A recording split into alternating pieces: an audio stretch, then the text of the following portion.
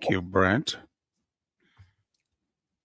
So I think I told you this. If I'm repeating myself, I apologize. But did I tell you about my daughter at at Florida Cancer? Can I have your credit card?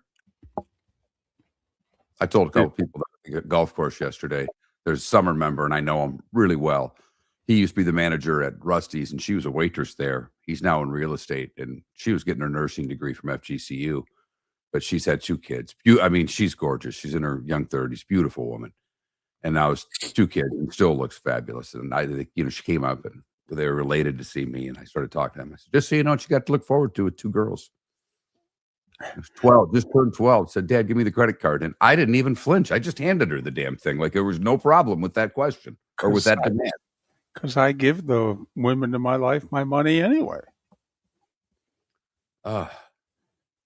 Javier, how are you?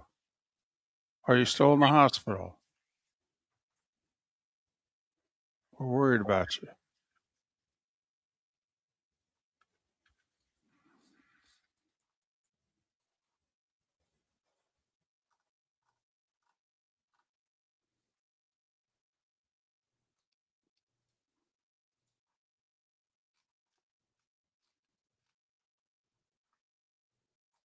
Here we go.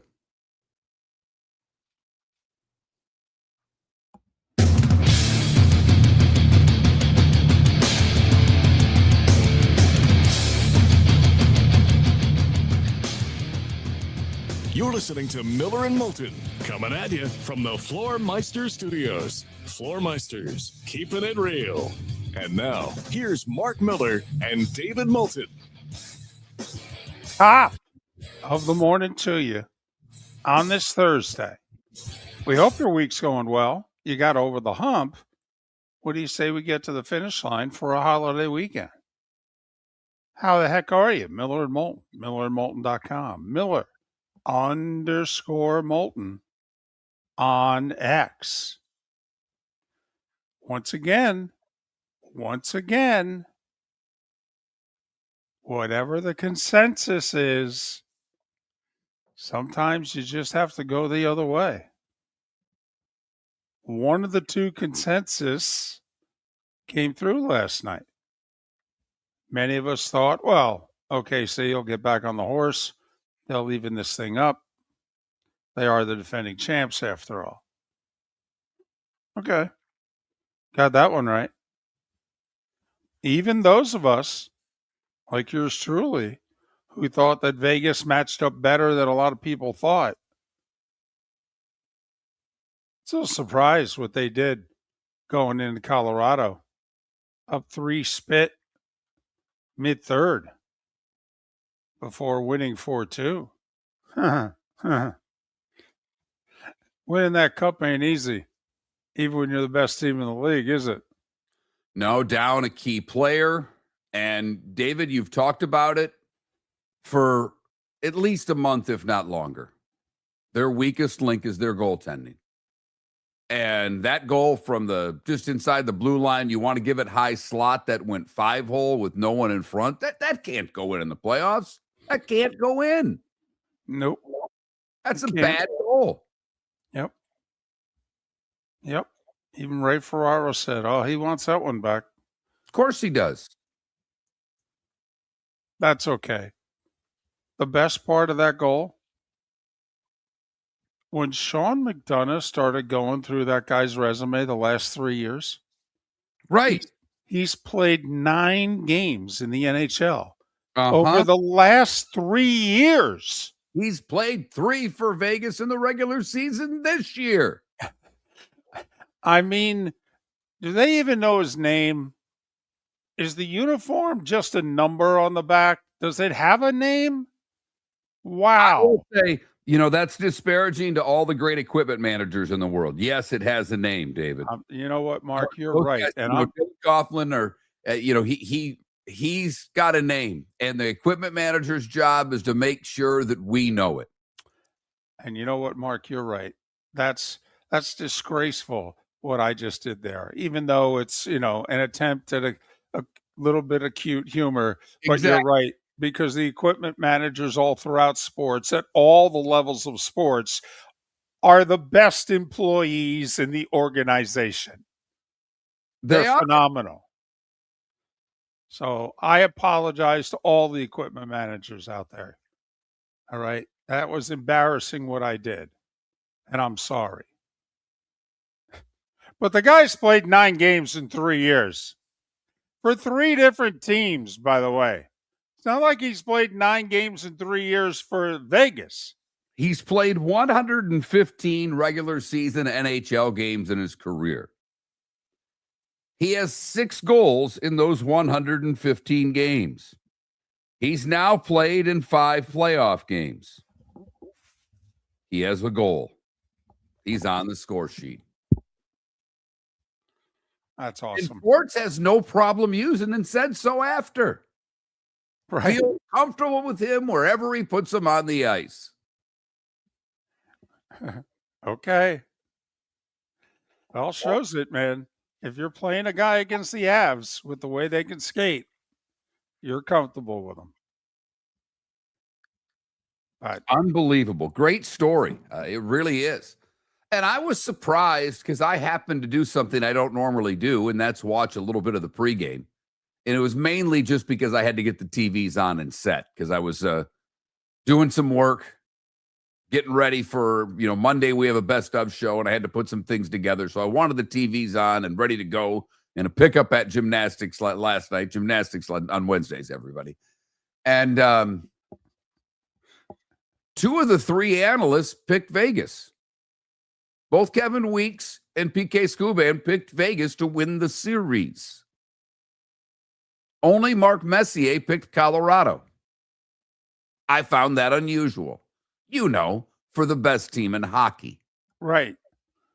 Who are 8-1 in the playoffs before last night. But the Achilles heel of the team is goaltending. And they gave up a soft one. And an empty net made it a 2-goal game. But without the soft one, are we playing overtime? Are those the 2 best salads in the league? Or is Brindamore Carolina? Okay. Well, I mean, it's tough. It's tough to, Torts is great, but he's in his late 60s. Yeah, when you look at Brindamore and you look at Bedsy, you got 2 young, younger coaches, not young anymore, but younger coaches. Although Brindamore's the same age I am, so he's not that young. He just looks a hell of a lot better. Yeah, it looks like he can go out there and play on the 3rd line. He looks Right. terrific. All right. But I was thinking that they kept going from coach cutaway to coach cutaway. And I'm like, considering Torts' age, are these the 2 best salads going? And for those that don't know, salad is the hairdo. In case you're wondering, just like you're wondering maybe in Connecticut who we are, we're Miller and Moulton. The salad is the hair. Right. Just bringing it all together. So we pay attention to that stuff. Miller and Moulton. So we had 1 home team, 1 road team. Yeah. 1 surprise, 1 not surprise. And then we keep going tonight. Yeah, and other than a little, a couple of different runs by San Antonio, I don't want to say OKC armbarred them, but OKC seemingly always had a 6 to 10 point lead. San Antonio would make different runs throughout the game. They made 1 in the 4th to get it to 2. And then OKC went on a 12-0 run. But it seemed like every time San Antonio tried to counterpunch what Oklahoma City was doing, the Thunder had a right cross, if you will, David. I mean, they seemingly just had an answer every time San Antonio said, "Here we come. You ready?" And OKC said, "Yep." Yeah, most of the stats were even. Remember, San Antonio out-rebounded OKC by 21 in Game 1. Yeah, I think it was 4 in Game 2. Shooting percentages within a point or 2 of each other. Number of free throws made within 3 or 4 of each other.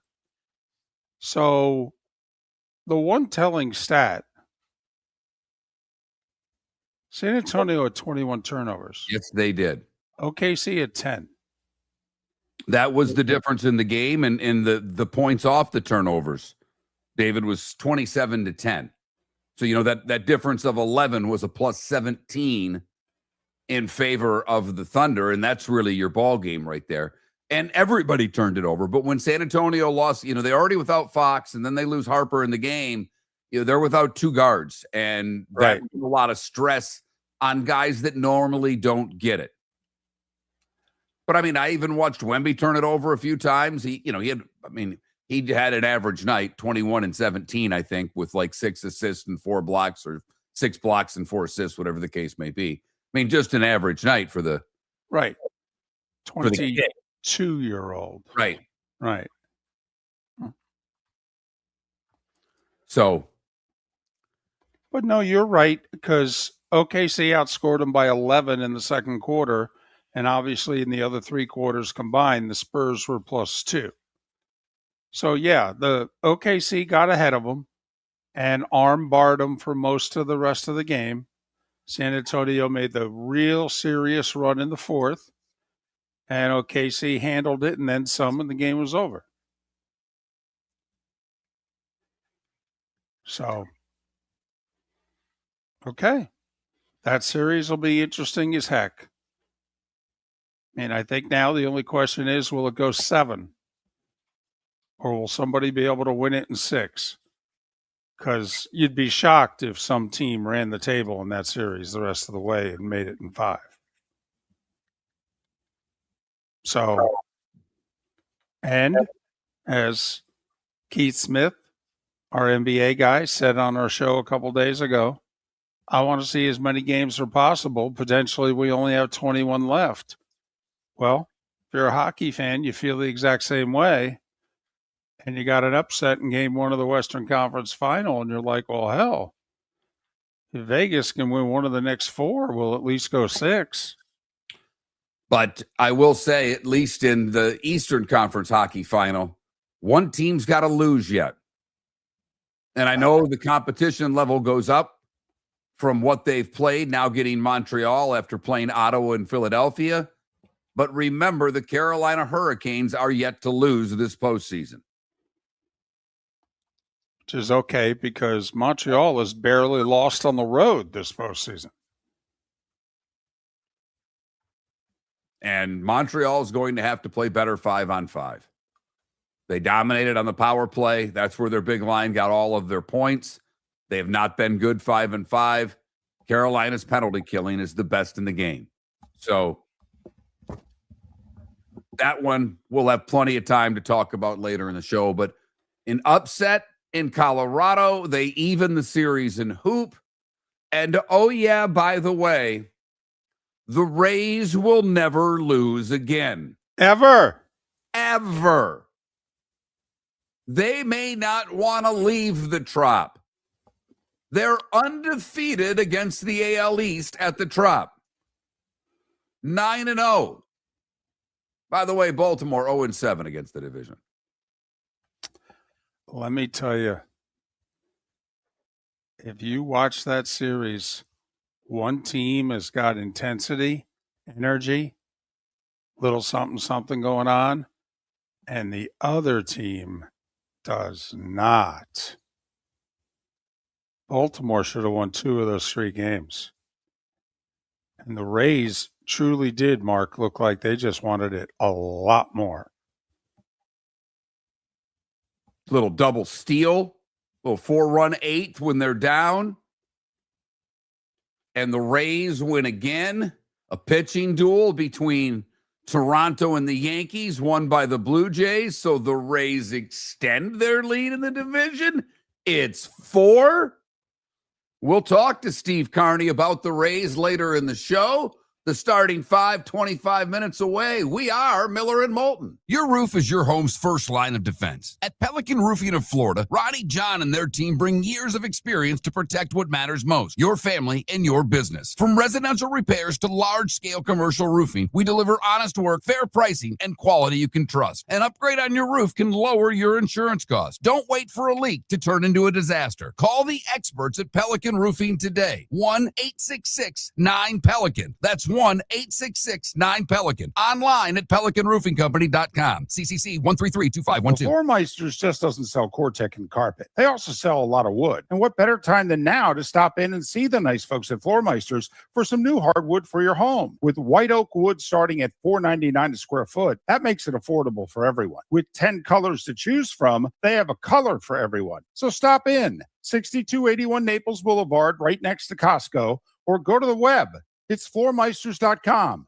Floormeisters.com. Floor Meisters, just keeping it real. American Paint Supplies is your one-stop shop for all your coating needs and has been for 30 years. American Paint Supplies is also your #1 Festool dealer in Southwest Florida. If you are a builder, cabinet maker, painter, or power tool enthusiast, Festool craftsmanship can be found at American Paint Supplies. Celebrating 30 years of service, and Festool is celebrating 100 years of excellence. Come to American Paint Supply for a perfect pairing of service and expertise on 6100 Shirley Street, Naples, off of Pine Ridge, or online at AmericanPaintSupplies.net. No! This summer, there's only one place to experience the roar of the World Cup at the British Open Pub in Bonita Springs, your World Cup headquarters, where the team is bringing every match live, full sound on every TV across the patio, with daily food and drink specials from the opening match on June 11th through the final on July 19th. Catch the electric atmosphere for every England and USA match and all the matches in between at the British Open Pub, Bonita Springs, at the shops of Pelican Landing, where the World Cup comes alive. This is Miller and Moulton.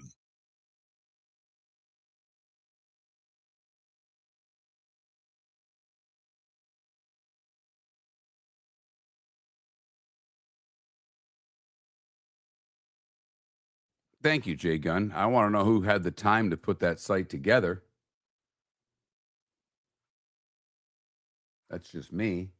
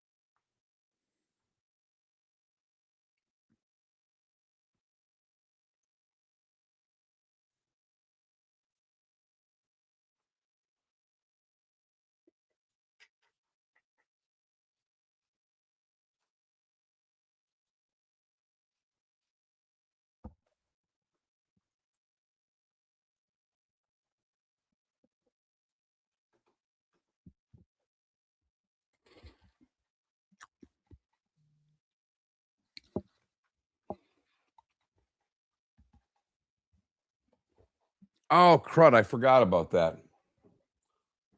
Damn it, brown chicken. Damn it. Where were you when I needed you at 5:58? I saw Devitt posted something on that. Yeah, I was going to tell my daughter to go out and look, and I wouldn't have been able to do it unless I could have seen it out the window. But by the way, you're right on Ohtani, and look at he's better. But I mean, the kid I've been following because of my son, that Yusevich that went to ECU, missed the first month, and he has just been mowing guys down since coming back. Outpitched Schittler last night.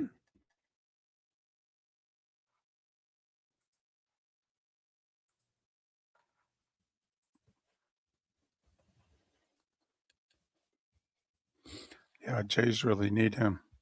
Yeah, they do.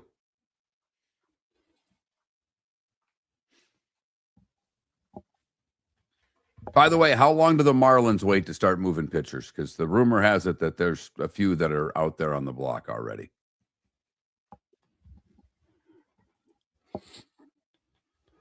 Well, I ain't going to take a discount. Yeah, I know, but some teams need to pay the price right now. I mean, if you're an American League team, if you're, Baltimore, I mean, name the team that doesn't need, maybe except for the Yankees and the Rays, maybe Cleveland, which, by the way, they swept Detroit. Swept. That's 5 of 6 that Detroit's lost between the Mets and the Guardians.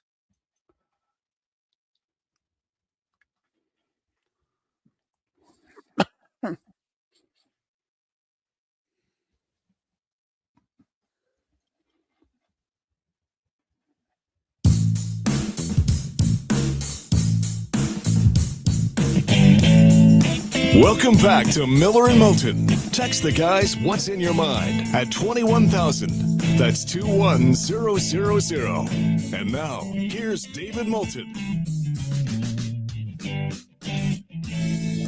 21 minutes after the hour. Thanks for waking up with us. Miller and Moulton, millerandmoulton.com, Miller_Moulton on X. You know how some schools are just known for certain things? In the 60s, 70s, and 80s, Penn State was linebacker U. USC was tailback U back in the day. And then obviously LSU, Ohio State, Florida for a few years, they all raised their hands up saying we're DBU.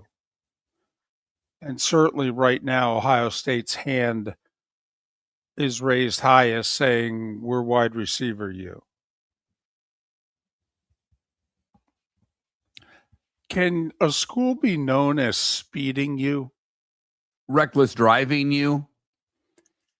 And Sammy Hagar you? how do you go about teaching reckless driving in college? Honestly, I'd like to know. How do you go about doing it?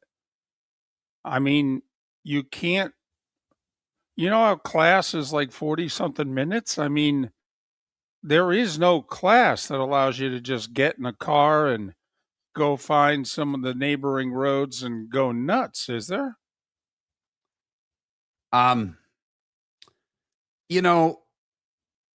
David, not only do they need to teach a class on it, but apparently the way things are going, there needs to be a graduate studies course in it as well, because when they leave Georgia, they're not done. This is stunning how many current and former football players are getting in trouble for speeding, whether it's reckless or otherwise. I mean, it is excessive speeding. No one's ever getting pulled over for 42 and a 25. I mean, they're getting pulled over for 73 and a 35. 135 and a 50. Right. Right. I mean, damn. Seriously. What the? There is a stat out there in which Georgia right now over the last, and it's a long time because you need quite a few years to get this many draft picks. But I think, Mark, it's like 73 to 71 draft picks to arrests right now for Georgia. I don't know if this is during Kirby's whole tenure or not. Here's the thing, David.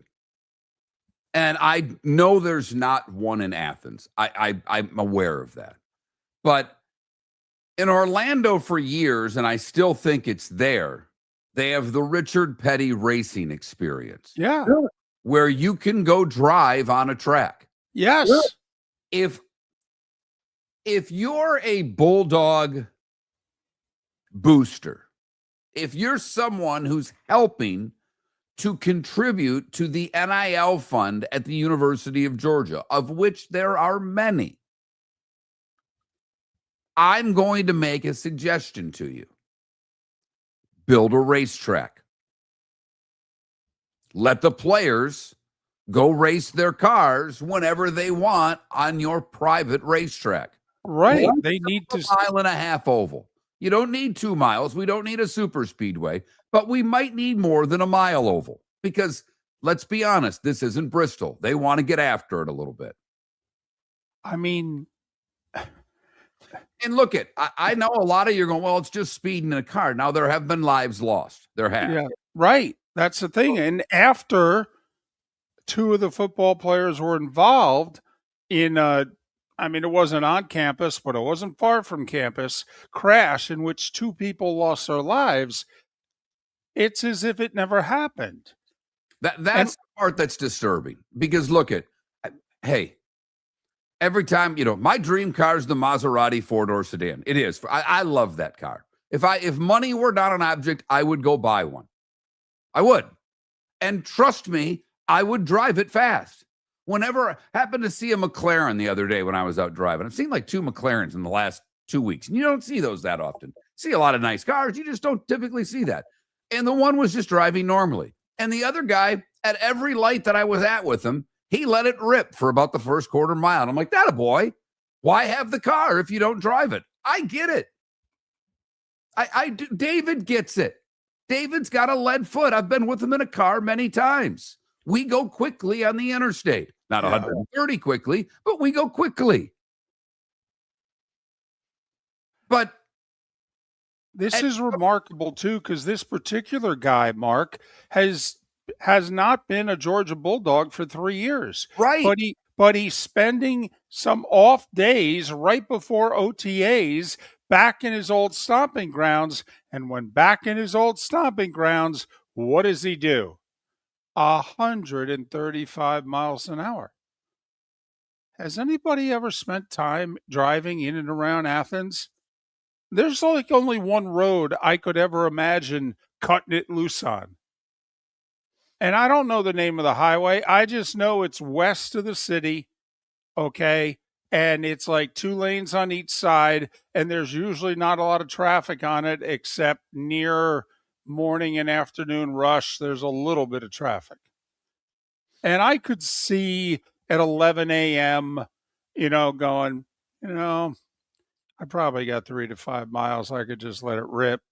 But I ain't going $135. Now, I will say, David, I think this has been happening a lot longer than 5-10 years. I don't think this is a Kirby Smart problem. I only say that because my ex-wife's uncle played football at Georgia in the early 70s. I remember in Tifton, Georgia, before I moved to Florida, spending the night at his house, and we ran to the line. David, the line is the liquor store because in Tift County, Georgia, they can't sell liquor. In order to get liquor, you've got to drive to the next county. Right. I'm telling you all of this because I had no clue at that time where I was going. I didn't know if her uncle was going to shoot me. I didn't think so. Hog Hammond always treated me very well, still does to this day. And we got behind the wheel of that pickup on a 2-lane back Georgia road, and all of a sudden I looked and we were doing like 95. So, David, this might be a Georgia football problem that goes back 50 years. I have no idea. Wow. But they like their speed. They Wow. think those country roads are made to lay it down and get after it. I don't want to blame Vince Dooley. I like Vince Dooley. If you've met Vince Dooley, it's impossible not to like Vince Dooley. Besides, don't we blame everything on Jim Donnan? Isn't that if something's wrong with the Georgia football program, wasn't it Jim Donnan's fault? Couldn't have been Coach Dooley. I do have one question to throw out there. The Eagles have a lot of former Bulldogs Yes, they do. on their team, and they're playing an international game this year. In London, though. Right, not Germany, thank Right. goodness. Patriots and Lions. Right, because I'm just afraid, though, on an off moment, they're going to find the Autobahn. Hey, if they get their bye week after that, might be a good vacation for some of those guys. Golly.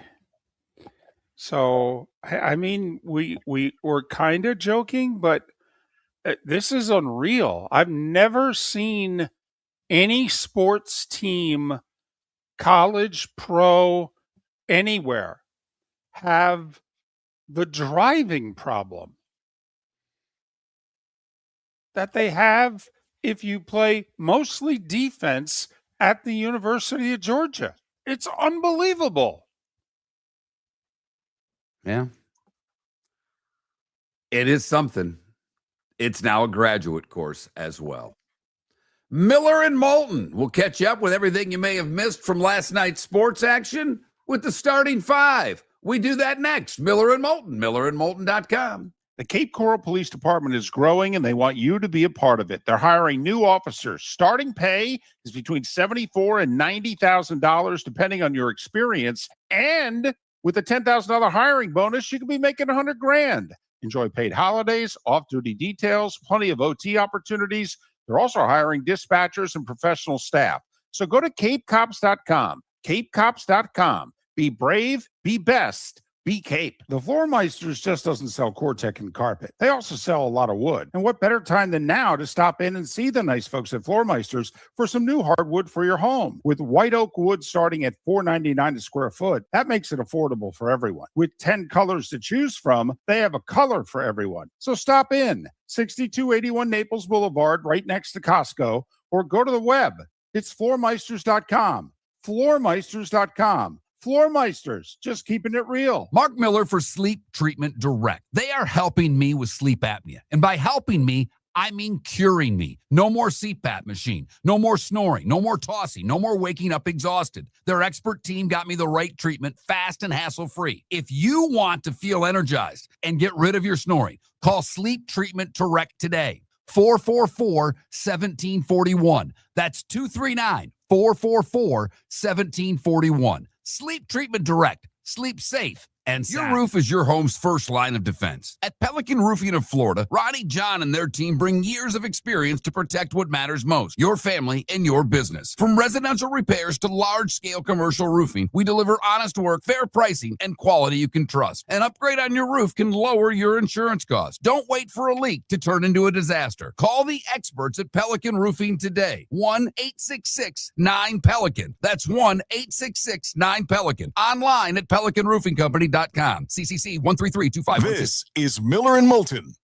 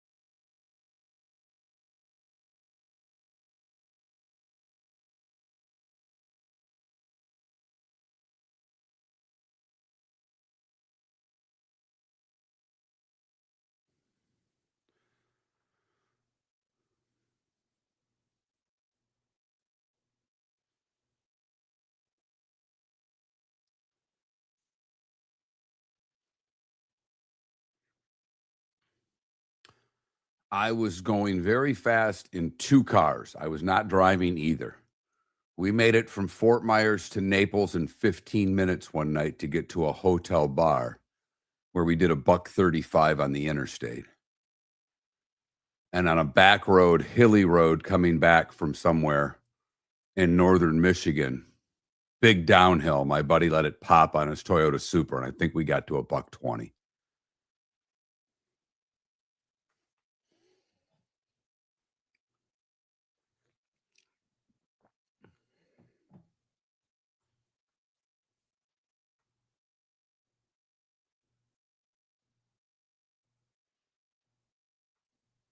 And this was like a late 80s one. That's the timing of it. It was a good car.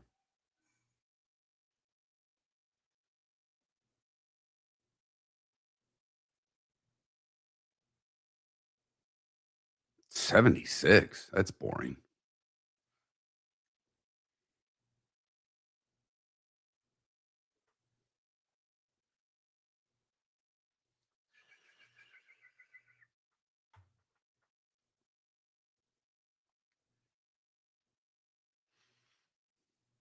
And Empire, I hope you're not getting, rid of sports talk because we're talking about your player doing $1.35. We barely mentioned the Eagles.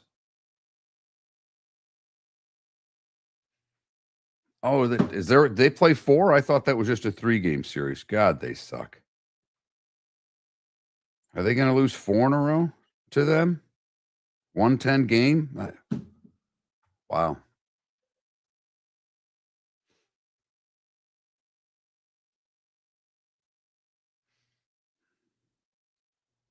I don't know if they're ever going to win. The Rays are never going to lose again, and the Tigers are never going to win again. Javier, that's where I'm at with this. I only have your Astros to thank for being worse than my Tigers.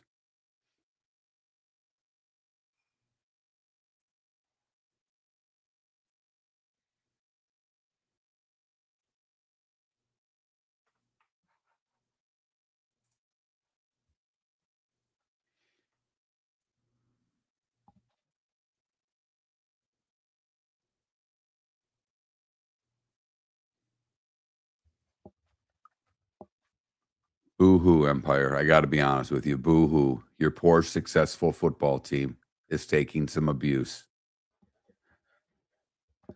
It's all meaningless. AJ Brown won't be on the team in 2 weeks, so it doesn't matter who we invited. Here we go.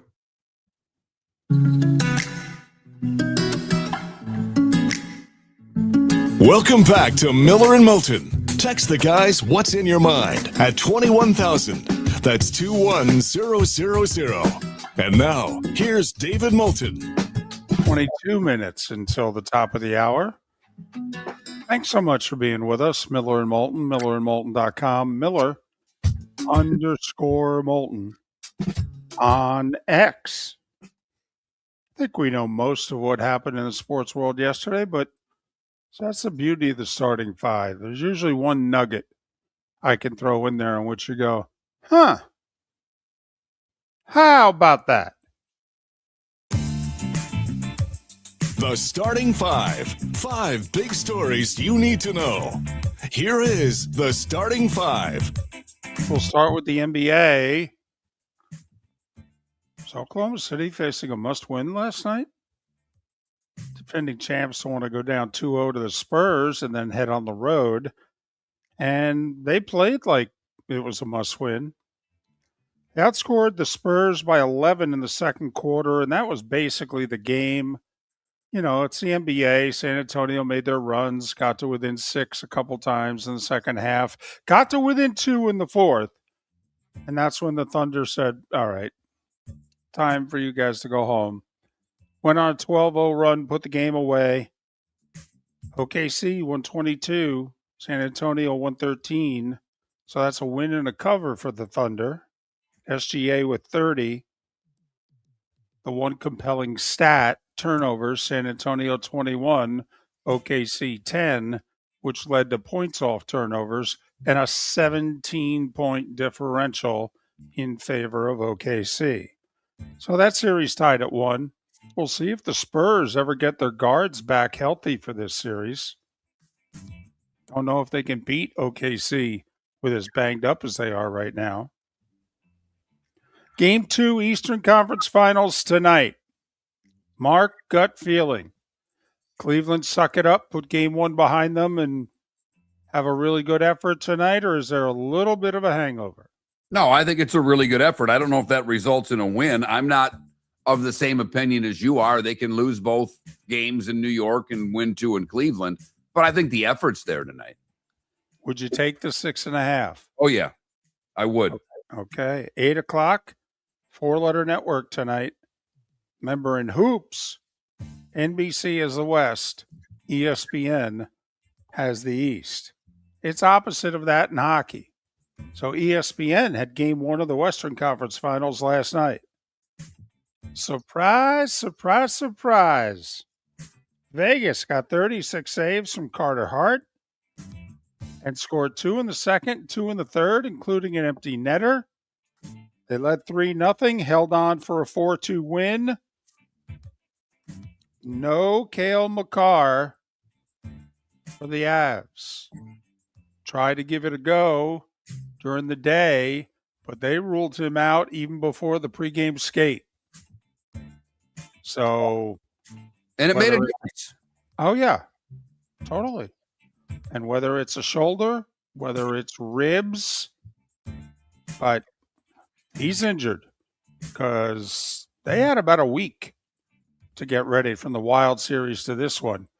And he was playing down the stretch in game 5 against the Wild. And this is what you and I love about hockey, is you find out within like 72 hours of a team getting eliminated, so how many guys are going in for surgery. Meanwhile, if they hadn't been eliminated, they'd still be playing, even though they need surgery. So Vegas up 1-0 in the Western Conference Final. Hey, the Carolina Hurricanes have to start playing hockey again. They've had, 12 days off? Game 1, East Finals tonight, 8 o'clock on TNT. Carolina hosting Montreal. Carolina's unbeaten, 8-0 in the playoffs. Montreal 6-2 on the road. Will Carolina be rusty? Is Montreal tired? Back-to-back 7-game series. We'll see tonight. For what it's worth, I picked Colorado in 6 and Carolina in 5. Mark, what were your picks again? Avs in 5, Habs in 6. Carolina in 6. That Baseball. 5 doesn't look very good right now. No, but 5, 6. I mean, baseball. The Rays were getting 2 hit, and they didn't look great. It looked as if Baltimore was going to get the final game of the 3-game series.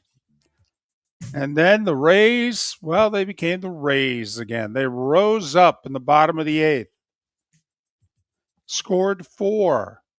The 4th run on a double steal of home. Tampa 5. Baltimore 3. They've won 20 of 24. I don't know. That seems pretty good. And by pretty good, that's 833 baseball.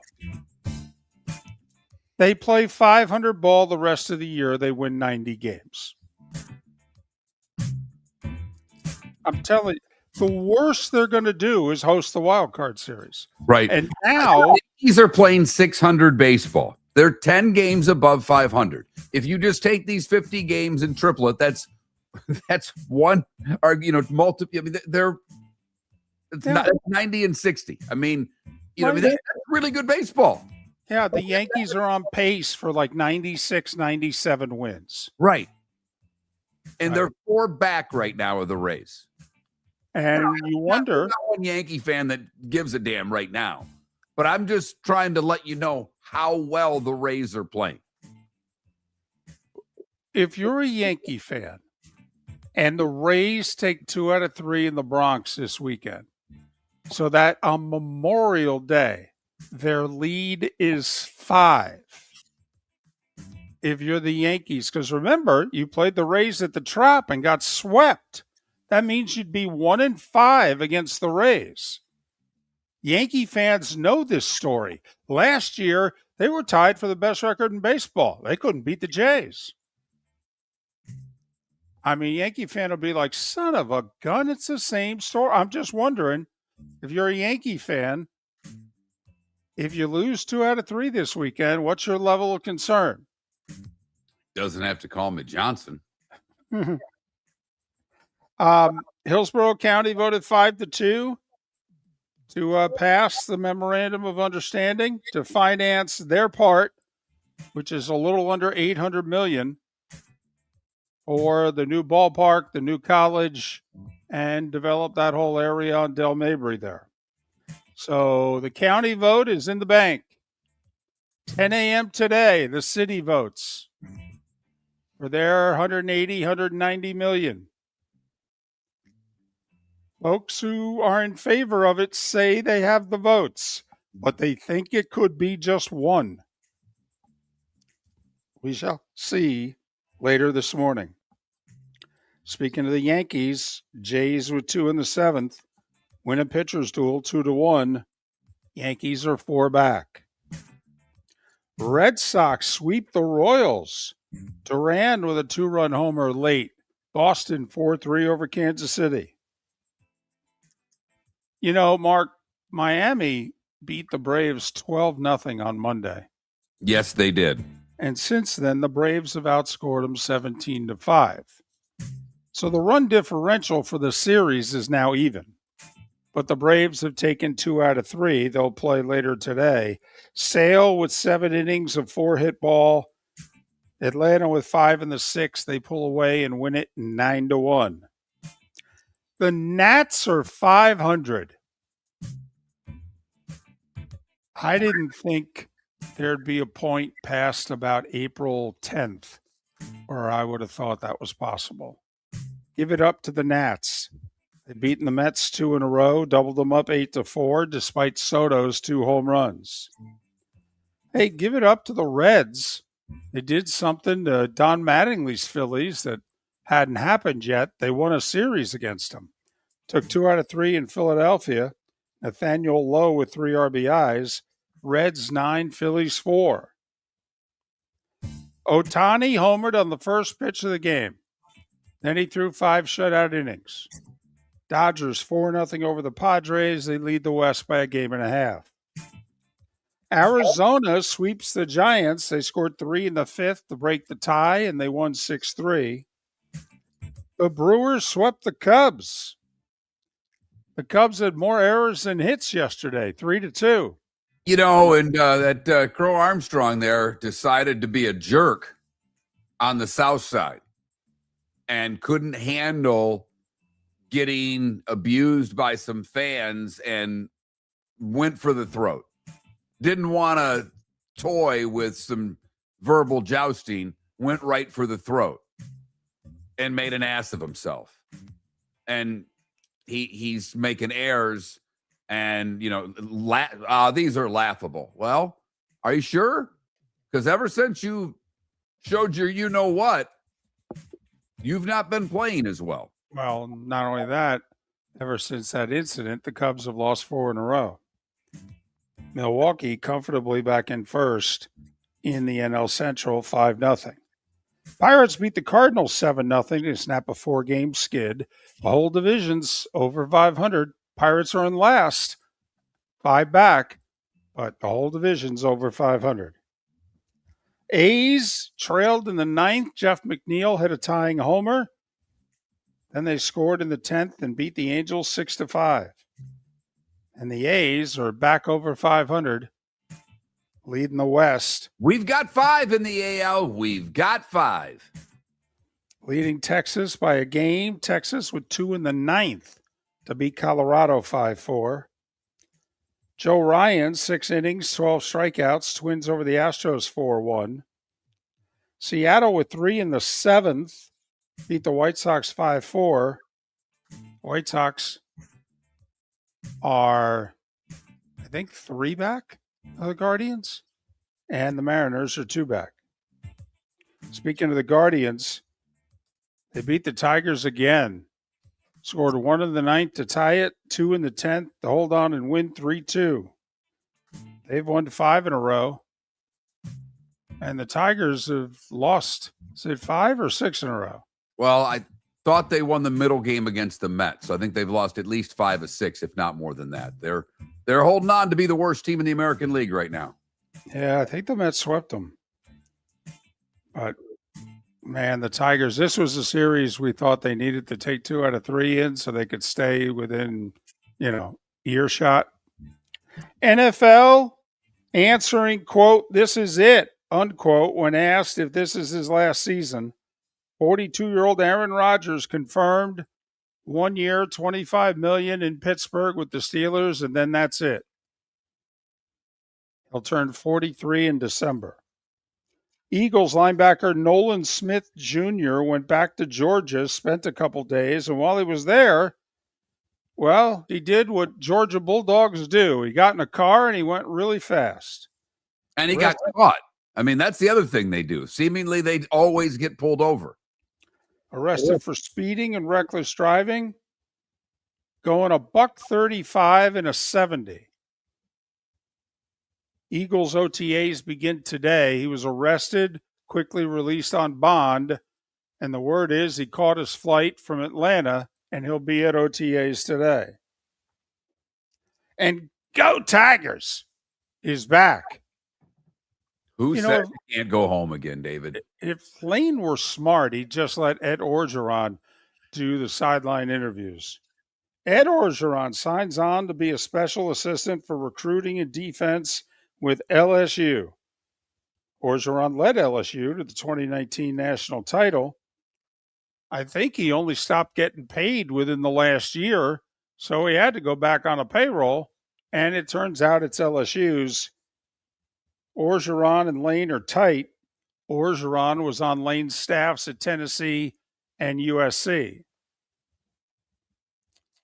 And the Texas judge, Mark, assigned to the Texas Tech quarterback Brendan Sorsby's eligibility lawsuit, he recused himself yesterday. What the hell? He was the judge they picked. He's lived in Lubbock all his life. He got his undergrad at Texas Tech. He was picked for a reason. This is how college sports works. And all of a sudden, he gets a morality play, ethics, and he recuses himself. And now they're going to make sure that the judge has no connection to Lubbock or Texas Tech? What the heck? I kid. But it's the truth. And finally, Byron Nelson gets underway today near Dallas. Scotty Scheffler in the field. He's a defending champ. And it's 7 minutes before the hour.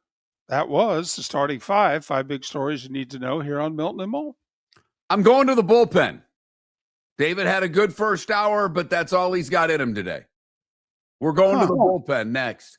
Miller and Moulton, millerandmoulton.com. Load management on the other side. Your roof is your home's first line of defense. At Pelican Roofing of Florida, Roddy John and their team bring years of experience to protect what matters most, your family and your business. From residential repairs to large-scale commercial roofing, we deliver honest work, fair pricing, and quality you can trust. An upgrade on your roof can lower your insurance costs. Don't wait for a leak to turn into a disaster. Call the experts at Pelican Roofing today. 1-866-9-PELICAN. That's 1-866-9-PELICAN. Online at pelicanroofingcompany.com. CCC 1332512. Floormeisters just doesn't sell Cortec and carpet. They also sell a lot of wood. And what better time than now to stop in and see the nice folks at Floormeisters for some new hardwood for your home. With white oak wood starting at $4.99 a square foot, that makes it affordable for everyone. With 10 colors to choose from, they have a color for everyone. So stop in. 6281 Naples Boulevard, right next to Costco, or go to the web.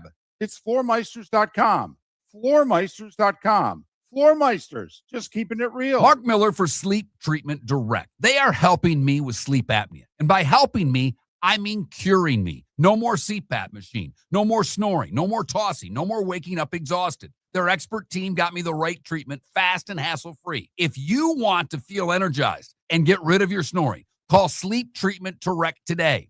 444-1741. That's 239-444-1741. Sleep Treatment Direct. Sleep safe and The sound. Cape Coral Police Department is growing and they want you to be a part of it. They're hiring new officers. Starting pay is between $74,000 and $90,000 depending on your experience. And with a $10,000 hiring bonus, you could be making $100,000.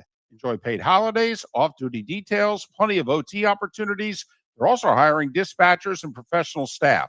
So go to capecops.com. capecops.com. Be brave, be best, be Cape. Go!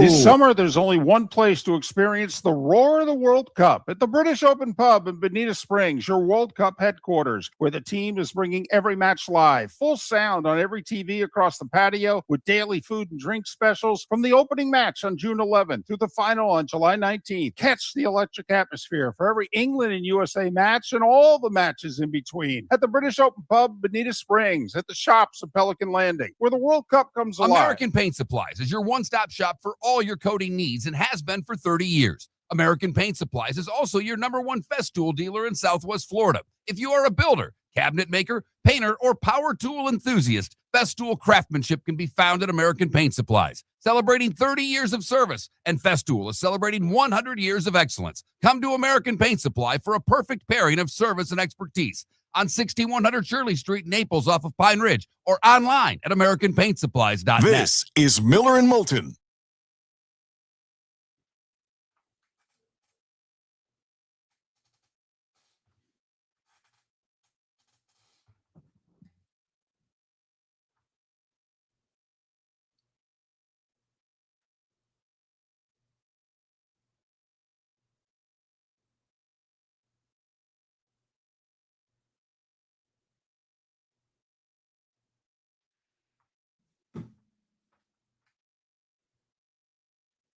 Oh, wow. Nice, Big OC. All off the one game? I mean, did you just bet, whatever, different parlays inside of one game? That's impressive. Good for you. I'd love to hit a parlay. I need to hit a parlay.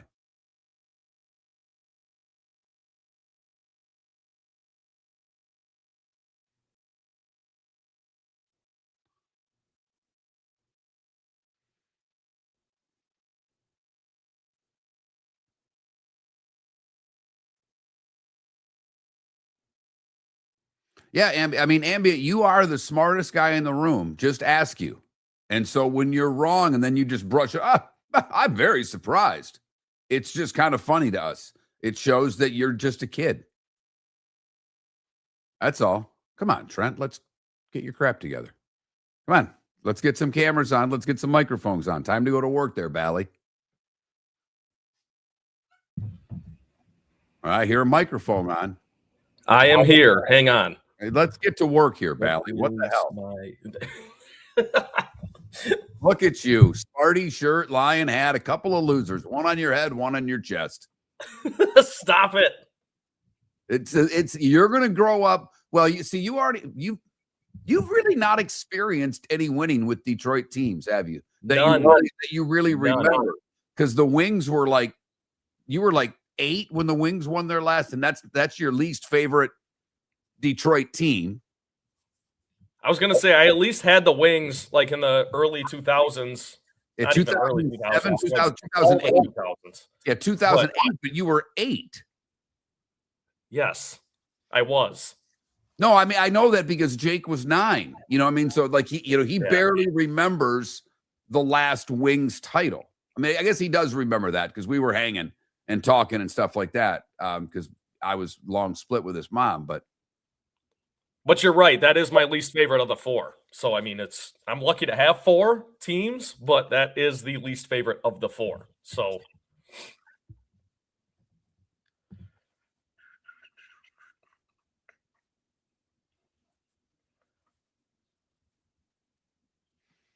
you know what? That's a good point, DC. Trent, you look like you've actually, and not in a bad way, you look like you've gained a little weight. You don't look like someone Kelly Ripa that needs a carbohydrate. That is not a compliment, but okay. Thank you. No, it isn't. You always look so skinny. You don't look skinny anymore. You look like a man. That's and you know what, EB, good point. Mom's cooking. You're eating a meal every night at home. Are you in Detroit now, though, full time? Yeah. I'm here in my new apartment in Royal Oak. Look at you, the Tigers banner back there. What's over your head? Is that a lion? I can't see what's behind you. Oh yeah. It looks like a college apartment. That is fantastic. Do you have the log on to that TrueCast thing to download the show? Yes, I do. Okay. I have it. Yeah, I've got it in my email. All right, no worries. No, just wanted to make sure. Okay. Yes, DC, my brother's engaged. And I'm happy about it. Very happy about it. Here we go.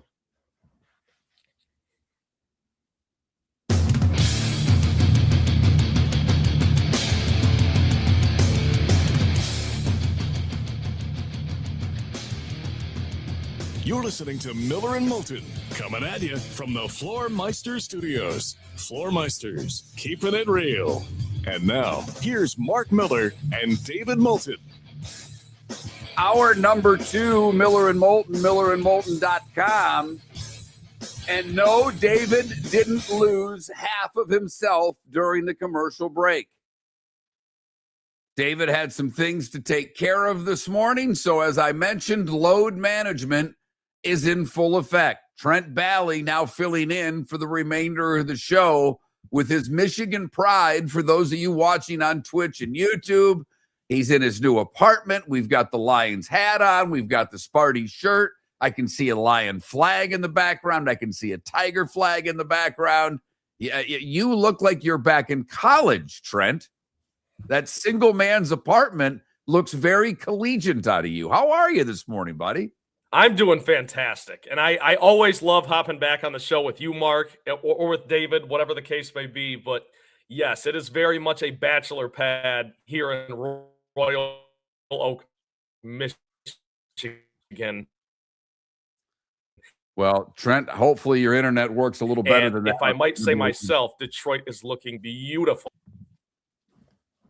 Well, your internet's not at the moment. Can you hear me? Yeah, I can hear you, but it's kind of crackling a little bit. So hopefully we get a little bit better. Okay.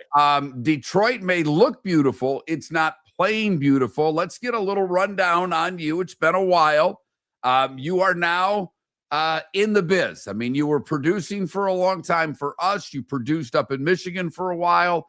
And now this is like the young guy in the game, because you're taking all microphones, filling in for David for a couple of hours, but you are now doing a podcast daily on Detroit sports, correct? Yes, Legacy Sports Detroit. We are hoping to expand to other cities shortly. We are rapidly growing. Do a show with Lindsey Hunter, Tim Hardaway, the Hall of Famer. Of course, doing shows, doing content, but then, I mean, Mark, you know how this goes. There's a lot to keep up with as well, just in terms of sports and sports talk. So it's been a blast. Well, I do have some things I want to get to, but you are a hoop guy first.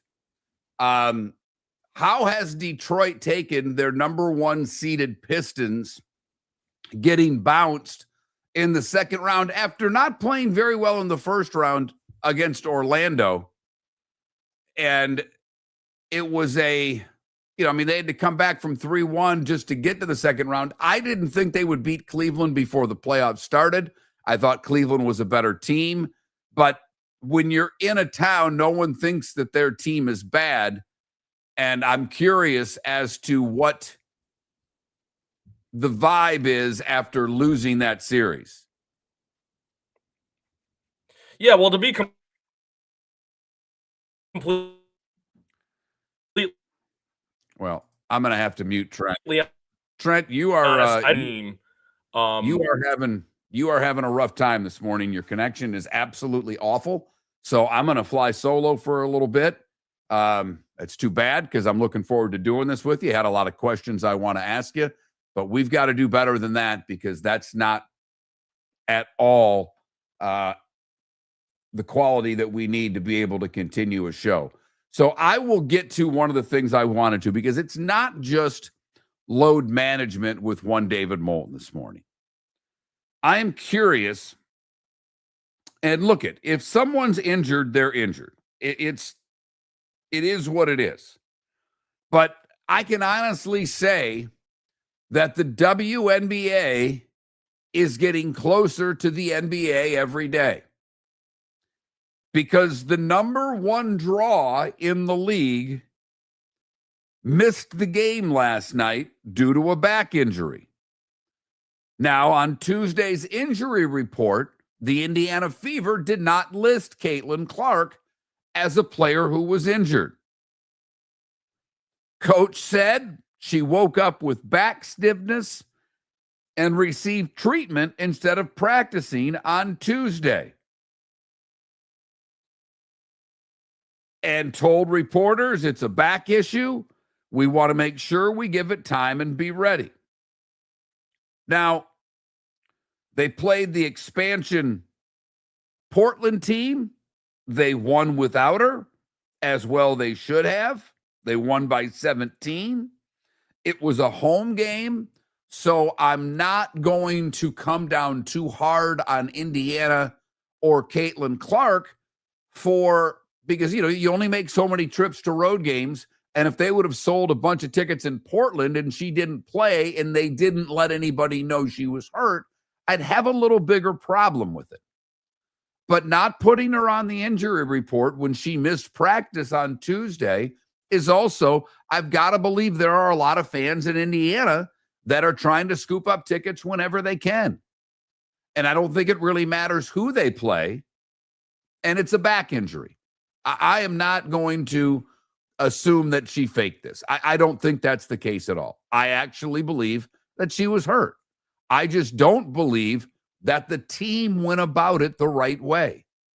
This is, to me, something you can't do. You've got to, if someone's injured and they're missing practice, then you have to let the public know. Again,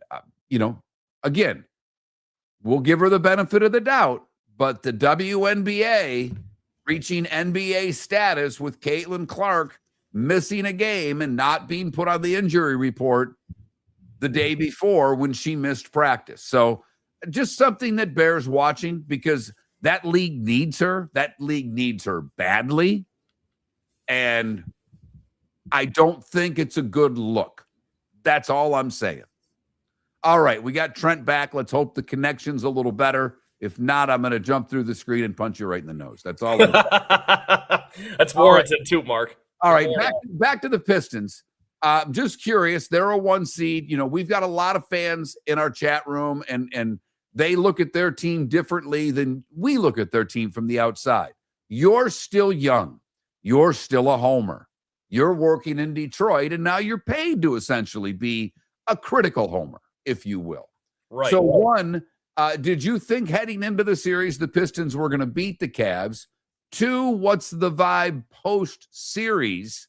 And 3, the egg they laid in Game 7 is something that I would think would really bother a Detroit fan. Yeah, I did think they would beat the Cavs. I did not think they would beat the Knicks. And if they did get past the Knicks, I didn't think they'd beat anyone out of the West, no matter who it was at that point. I think whoever comes out of the West is winning the NBA Finals. But that's no excuse for how they played in Game 7. I guess that's the bottom line, Mark. This team, I guess, the silver lining, which I'm always diligently looking for in a loss like that, is you now have a serious evaluation of what this team needs, which is another bucket getter. You can't just win on grit and defense and good vibes. And no, that only gets you so far. It gets you 60 wins in the regular season. It doesn't win you series in the postseason. And I think that's kind of the wake-up call the Pistons got. I really wish they didn't lose to Cleveland. If it was anyone but Cleveland, I probably wouldn't feel so disappointed. But I think the Knicks are the best team in the East, and I think OKC is the best team in the West. I think that's what we're barreling towards. I think you're probably right, although I can say, full disclaimer, I'm rooting for the Cavs, and I think it's just because I don't want to have to wait for the next month. But David asked me this question before I went to the bullpen for the rest of the show, and he asked me if I thought the Cavs would show up tonight after the way that they lost in Game 1. I'll ask you the same question because there are so many different angles at which you could attack that. It was horrific coaching in the fourth quarter. He ended up not using 2 timeouts. What? How does that happen? Right. Harden was getting abused. I mean, if I can watch a game and go, wow, they're making plays to get Brunson and Harden together, and Harden can't stay with them. As we talked about after the game, you didn't need more points. You needed defense at that point. Why not take Harden out? So I thought it was a terrible coaching job. Yeah, me too. On a lot of fronts from Cleveland's part. Okay, that's over. Can Cleveland reload? And do you think they have to win tonight to win this series? Can they go down 0-2 again and come back? Or against the Knicks, is it a different animal?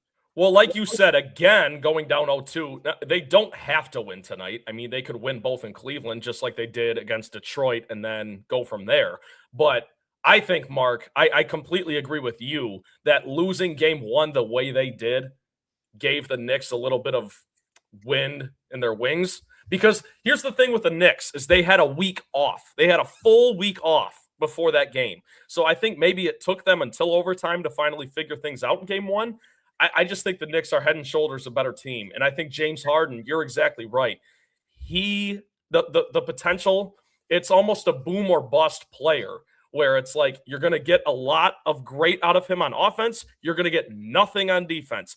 And when certain teams in this point of the game, in this playoffs, want to pick on him, they will. And that's what that's what the Knicks have done to the Cavs. So I'm going to pick the Knicks in 5. That's what I said before the series even started. Wasn't feeling great about that prediction, even after 3 quarters of Game 1. But I'm going to stick with that. I think the Knicks win the series in 5. Well, I'm with you. I don't think the Cavs have to win tonight. They have to give the effort, though. And, to your point on Harden, I'll extend that one further. He's 36. Yeah. They're now in an every other night mode. They just got done with a grueling 7-game series. And by the time the fourth quarter rolls around, is it a lot of basketball for the Cavs? Is it old legs? Or is it a combination of both? And I think it's the latter, Trent. I think it's a combination of you've got an older guy. He's been playing a lot of minutes. And they got to figure out a way to best use his minutes tonight. And I don't know if that means giving him more bench time, in quarters 2 and 3, so that you've got the freshest Harden possible for the fourth quarter. But this could be, Game 1, we saw the end of the game, he had nothing at all. He not only couldn't play defense, he couldn't make a bucket. He made that final one to tie it. But other than that, he was missing badly. So it's going to be interesting to see how they use Harden tonight, to me, to try to save him late. Well, and that's the thing. They have got to find a way to use the best Harden they can get, because in the Detroit series, he was terrible in multiple games. Yeah. No, he like more than one, Mark. I'm talking like in 3 of the 7 games, he was awful. No, they need really good James Harden if they're going to take down the Knicks, because he's a defensive liability, and if he ends up on Brunson, that puts him in a tough spot. I'll get back to my WA load management story because I want to get Trent's take. That's next. Miller and Moulton, millerandmoulton.com. Let's talk the big differences between Floor Meisters and the big box store that sells flooring. Floor Meisters is family owned. They do flooring, not doors, nuts and bolts, or weed killer. They specialize in it. They know it. Floor Meisters backs their installer. So if there's ever an issue, good chance the boss, TJ, will come out and make it right. Floor Meisters prices beat the box stores every day of the week. When you think flooring, think Floor Meisters in Naples. FloorMeisters.com. Real people, real prices, real quality selection. The Floor Meisters, just keeping it real. American Paint Supplies, celebrating 30 years in Naples, is proud to be the exclusive Faro and Ball dealer in Southwest Florida. The best thing to come from the UK since the Beatles, Faro and Ball has the colors and paints at American Paint Supplies. See why all the designers and painters choose Faro and Ball. For 30 years, American Paint Supplies provides the perfect pairing of service and expertise on 6100 Shirley Street in Naples off of Pine Ridge or online at AmericanPaintSupplies.net. American Paint Supplies is your one-stop shop for all your coating The needs. Cape Coral Police Department is growing, and they want you to be a part of it. They're hiring new officers. Starting pay is between $74,000 and $90,000, depending on your experience. And with a $10,000 hiring bonus, you could be making $100,000. Enjoy paid holidays, off-duty details, plenty of OT opportunities. They're also hiring dispatchers and professional staff. So go to CapeCops.com. CapeCops.com. Be brave, be best, be Cape. Your roof is your home's first line of defense. At Pelican Roofing of Florida, Ronnie John and their team bring years of experience to protect what matters most, your family and your business. From residential repairs to large-scale commercial roofing, we deliver honest work, fair pricing, and quality you can trust. An upgrade on your roof can lower your insurance costs. Don't wait for a leak to turn into a disaster. Call the experts at Pelican Roofing today. 1-866-9-PELICAN. That's 1-866-9-PELICAN. Online at PelicanRoofingCompany.com. CCC 13325. This is Miller and Moulton. Okay, was the back half of that segment better, Mark? Much. Okay, good. I don't know why, but my computer was connected to a different internet completely. Oh, that will do it. Yeah. So I should be good now. Yeah, you were awful. I'm like, what the hell? I can't do I it. know. I could tell. I couldn't really hear what you were saying too. So I'm glad that we got that figured out.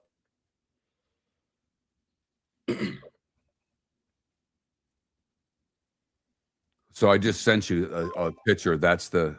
Turn your phone to silent, for Christ's sake.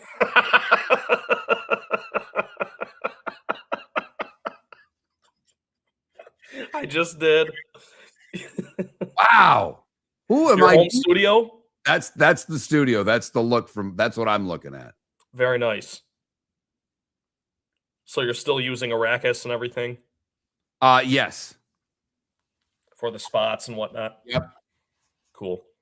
And because I've got to load them into the Roadcaster, but I actually use the hotkeys on it now for the good, the bad, and ugly, and that stuff. I'm going to move them to the Roadcaster because then I can control the volume a little easier. But that Roadcaster thing is just amazing. Well, the hot pad is also really easy to use too. Oh no, I know. I've got the app on the computer. It's simple. Yeah. To be honest, I was having trouble finding the files to get on there. That was more of my problem than anything else. Gotcha.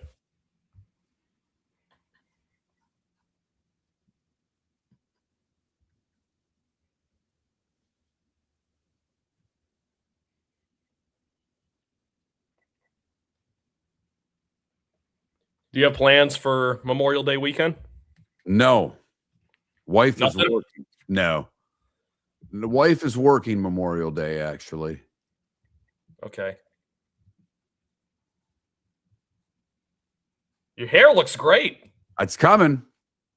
Came back in a hurry. Yeah. It really did. Like I said, I have zero complaints at all. I have been very, very lucky when it's all said and done. So I am Good. ecstatic. David had things he had to do, so I went to the bullpen. Load management, Mello. He just said, Ambient, this is part of the thing that drives me nuts with you. He literally just said it. He literally just said it. Like we did a segment, but you're so hyped up over taking crap over the Avs losing that you called an easy win. You don't listen to the show. Knicks and OKC. I mean, he literally said how many games in each series. We just did a segment on it. I think the Knicks win in 5. I think OKC wins in 5.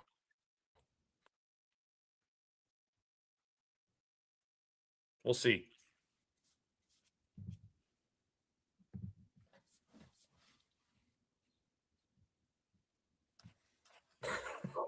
Twitch chat room, I love you.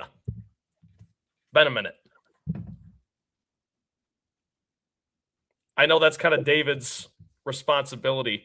No, when not he's on anymore. the I'm all chat room. It's all me. show.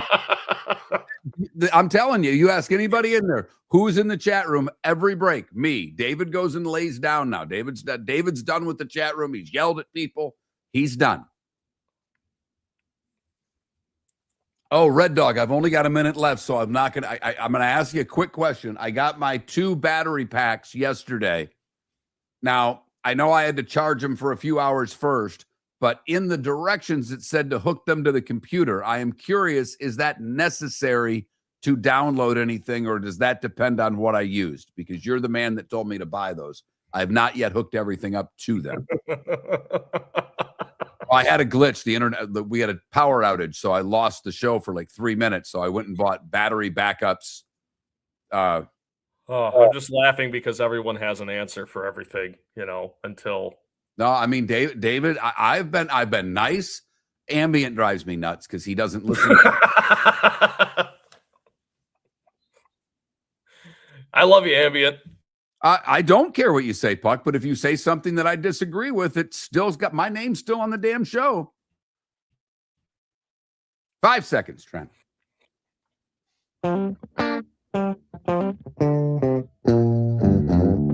You're listening to Miller and Moulton.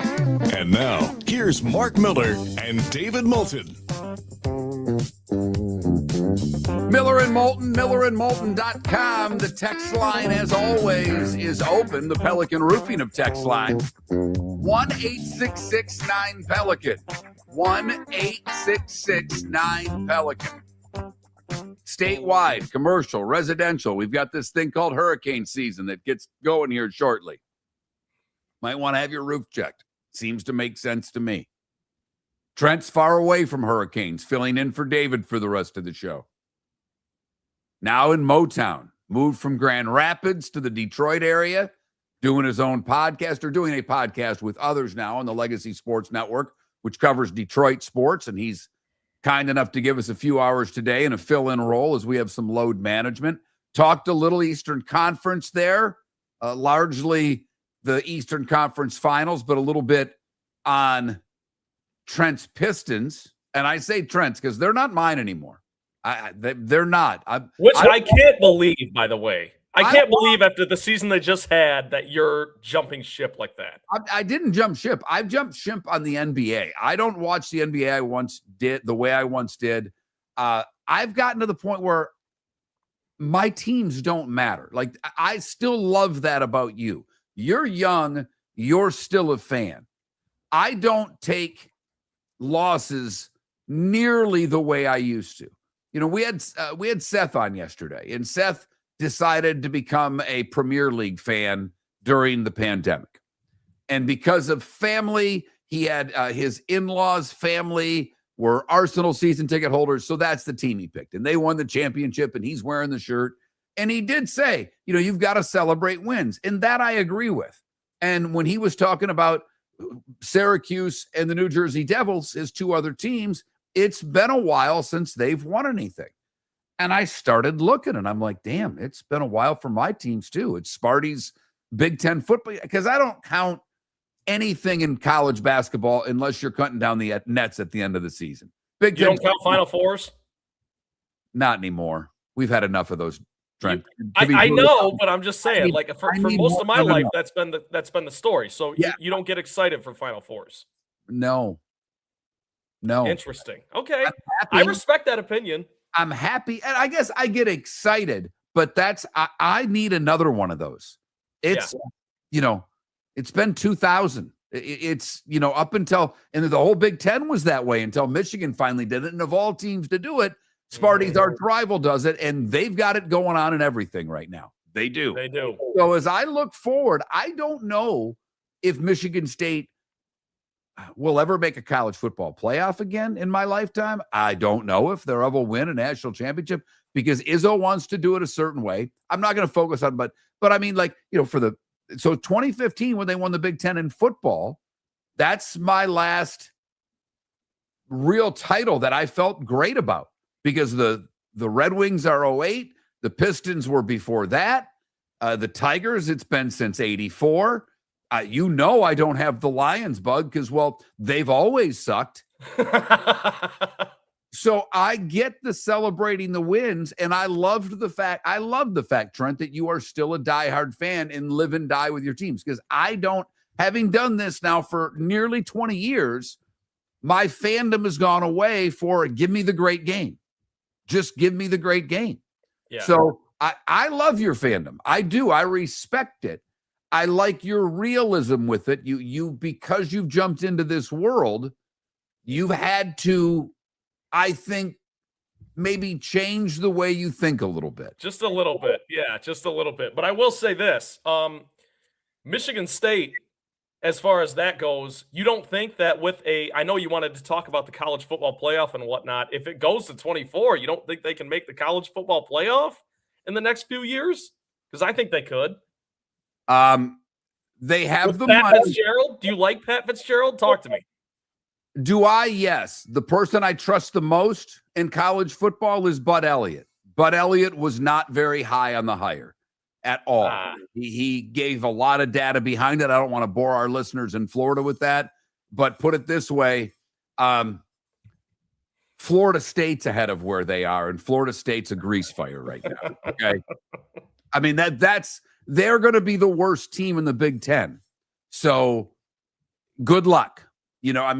Put it this way. If I were buying stock, I don't know if I'm young enough to buy stock in that program by the time it cashes out.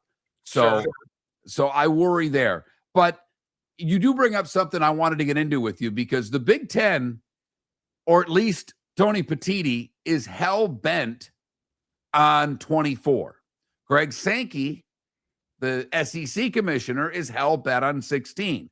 If they can't agree with one another on something, this is never going to get done. It's going to stay 12.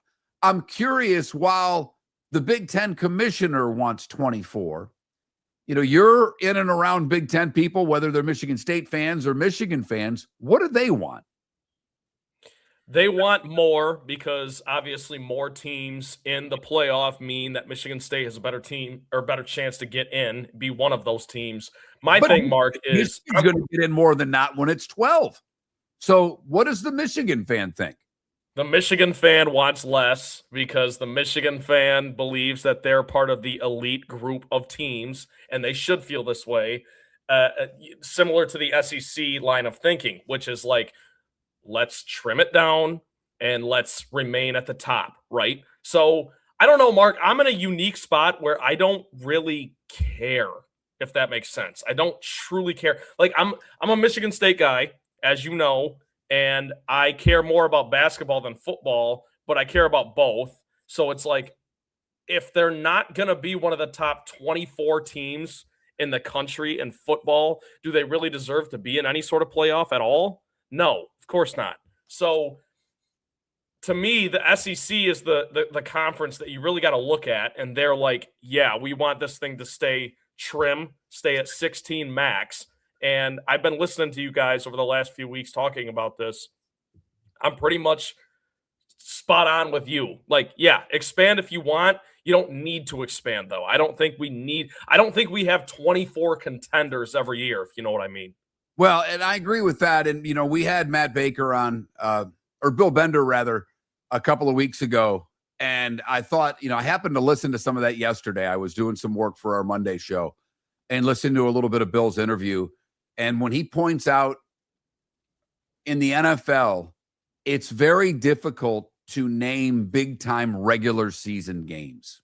We don't remember regular season. Like, the only one off the top of my head that I really think about was that was it the Rams-Chiefs game that was on Monday night, where they were scoring back and forth.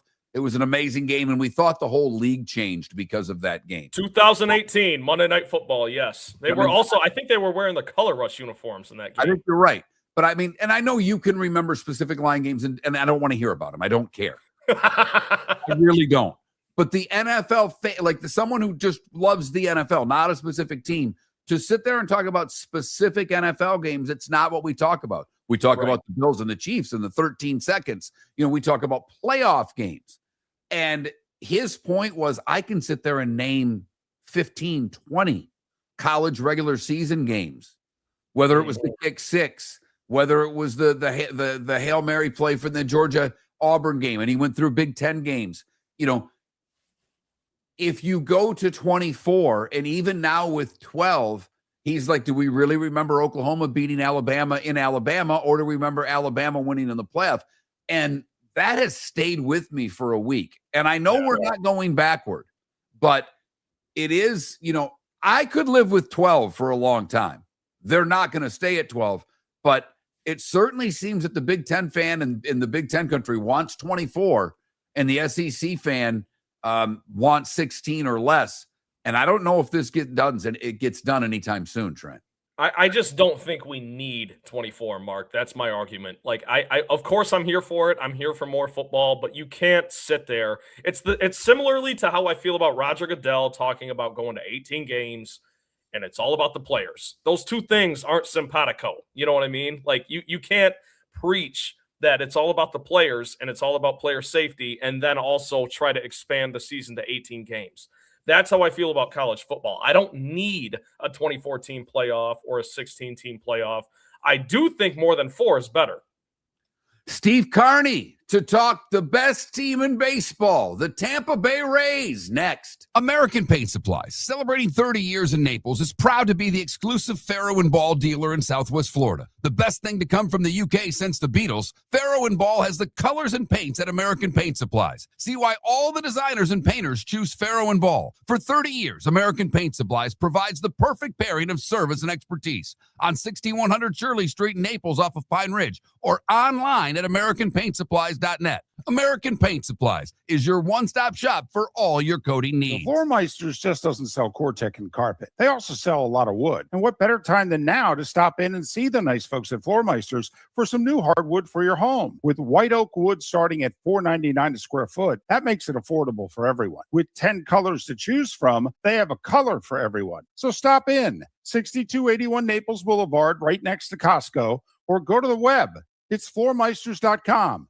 Floormeisters.com. Floor Meisters, just keeping it real. Your roof is your home's first line of defense. At Pelican Roofing of Florida, Ronnie, John, and their team bring years of experience to protect what matters most, your family and your business. From residential repairs to large-scale commercial roofing, we deliver honest work, fair pricing, and quality you can trust. An upgrade on your roof can lower your insurance costs. Don't wait for a leak to turn into a disaster. Call the experts at Pelican Roofing today. 1-866-9-PELICAN. That's 1-866-9-PELICAN. Online at PelicanRoofingCompany.com. CCC 1332512. Mark Miller for Sleep Treatment Direct. They are helping me with sleep apnea. And by helping me, I mean curing me. No more CPAP machine. No more snoring. No more tossing. No more waking up exhausted. Their expert team got me the right treatment, fast and hassle-free. If you want to feel energized and get rid of your snoring, call Sleep Treatment Direct today. 444-1741. That's 239-444-1741. Sleep Treatment Direct. Sleep safe and sound. This is Miller and Moulton. Morning, Steve. How are you? Morning, Mark. I'm well. Good to hear. Good to hear. Good day yesterday. A totally good day for the Rays on a lot of fronts. Yeah, they that's a day that I'm sure the ownership group will be very happy to remember. We've had JP Peterson on a lot because he's as in tune with the stadium deal as anybody. And he really said, beyond the stadium deal, that the ownership, just what they're doing is he thinks it's reflecting in the play. Just, the way the trop is, the fact that it's, and I do get when owners care, players care more. But stop it. Why are we doing this? There we go. Sometimes I think that the players are not really, every time I've talked to players about, stuff about stadiums or stuff like that, you get I don't know any more about that than what the normal person would know. They're not focused on the stuff that's outside of the lines. No. He was saying more inside the lines. The fact that they did a really good job with getting the trop ready, and that the clubhouse is better than it was before the old trop. It wasn't about the new stadium. It was more about current affairs of how they run things versus the last group. Yeah. I don't know. I don't know how much different the new group is running things versus the last group, because it's still Eric Neander at the top of baseball operations. Right. Okay. Morning, Steve. Hello, Trent. What's going on, man? I'm good. How are you doing? I'm awake, which is saying something for someone who's a night owl, but for you guys, I make it work. You're covering a hell of a baseball team right now. Right now, yes. Must be fun. Well, it's always fun. Could be digging ditches, that's for sure. I've done that before. Right.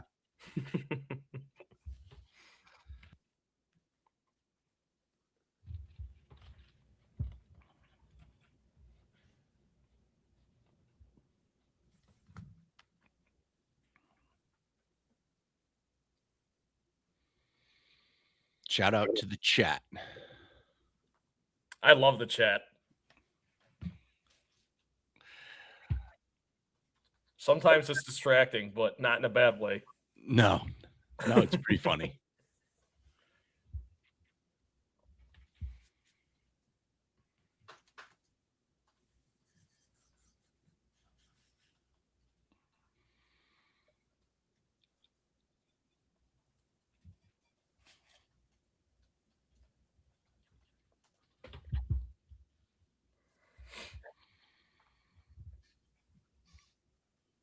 Oh, yeah, that was the only thing that bothers me is that, and I haven't done it yet because I'll do it once hockey ends. I'll buy the second half of the baseball package. Mm-hmm. The way the Rays are on, I've got YouTube TV. I can't watch them. That's my biggest complaint. That's just personal. I got to spend the money and do it. But right now, I don't know how much I would watch with NHL and NBA playoffs going on. I understand that completely. I was fired up the other night when they were on the local ABC station. I'm like, all right, I get to watch a game. Yeah, I was kind of surprised that they did not do an OTA right deal. I'm with you. But those cable, the cable deals that they have, they make a lot of money. Yes. Well, and it's, I do think Detroit's going to be a good case example and I don't think they'll ever buy it the way they do up there, but the Braves are making money on theirs. Mm-hmm. The Tigers with with Illich having the Tigers and Red Wings, I think that could be at least break even. So to me, it'll be interesting for other teams because Manfred doesn't want those to work. He wants everything under one umbrella. Yeah. Illich drives me nuts. I can't do it anymore.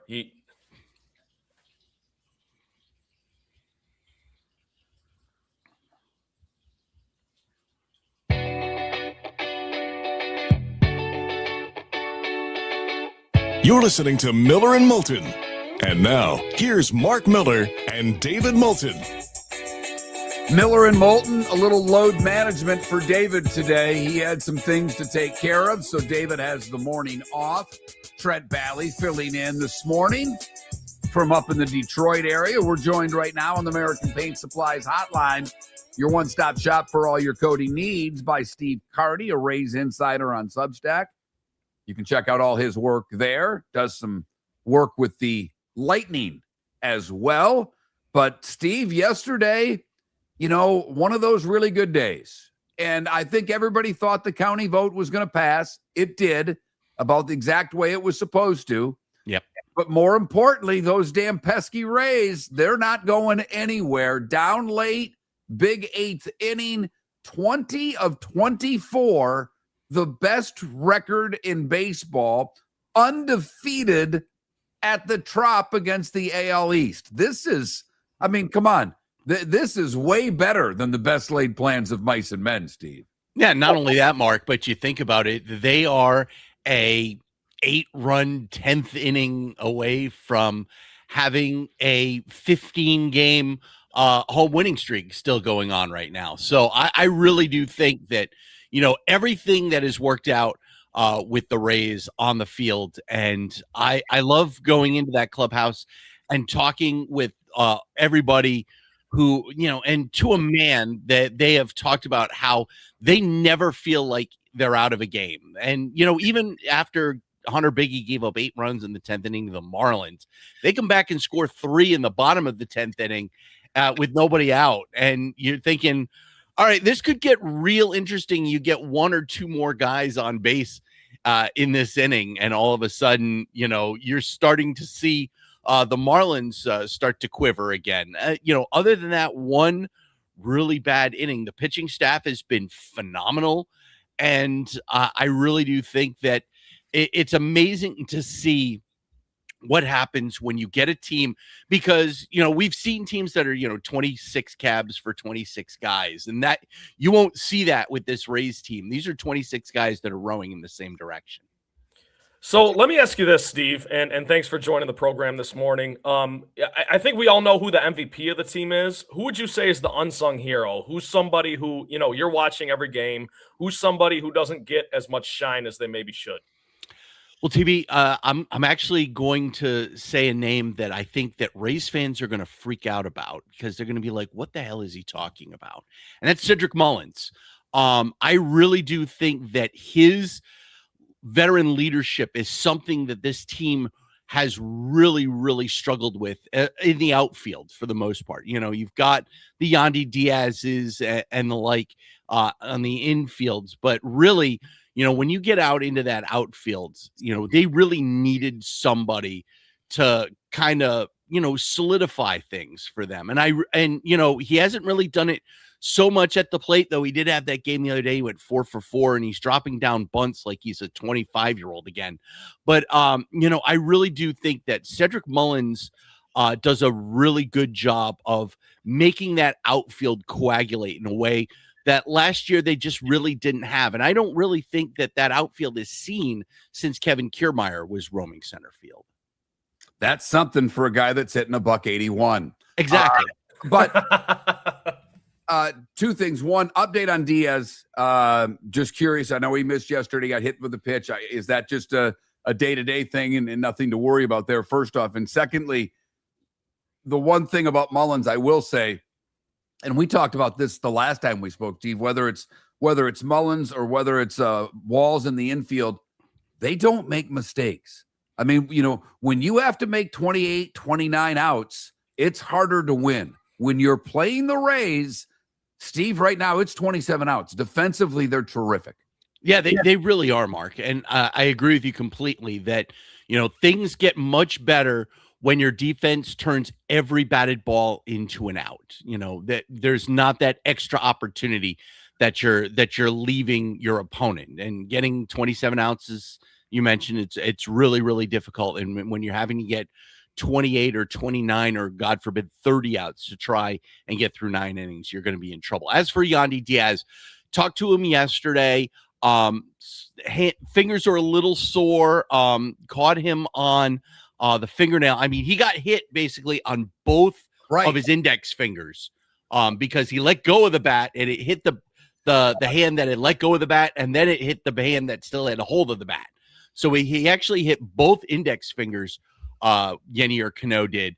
And so he said he was a little sore, but, Kevin Cash talked about how he thinks that not playing yesterday, having the day off today before they start their series in New York is going to be big, because they're going to need him against the Yankees team that is looking for revenge after being swept earlier in the month.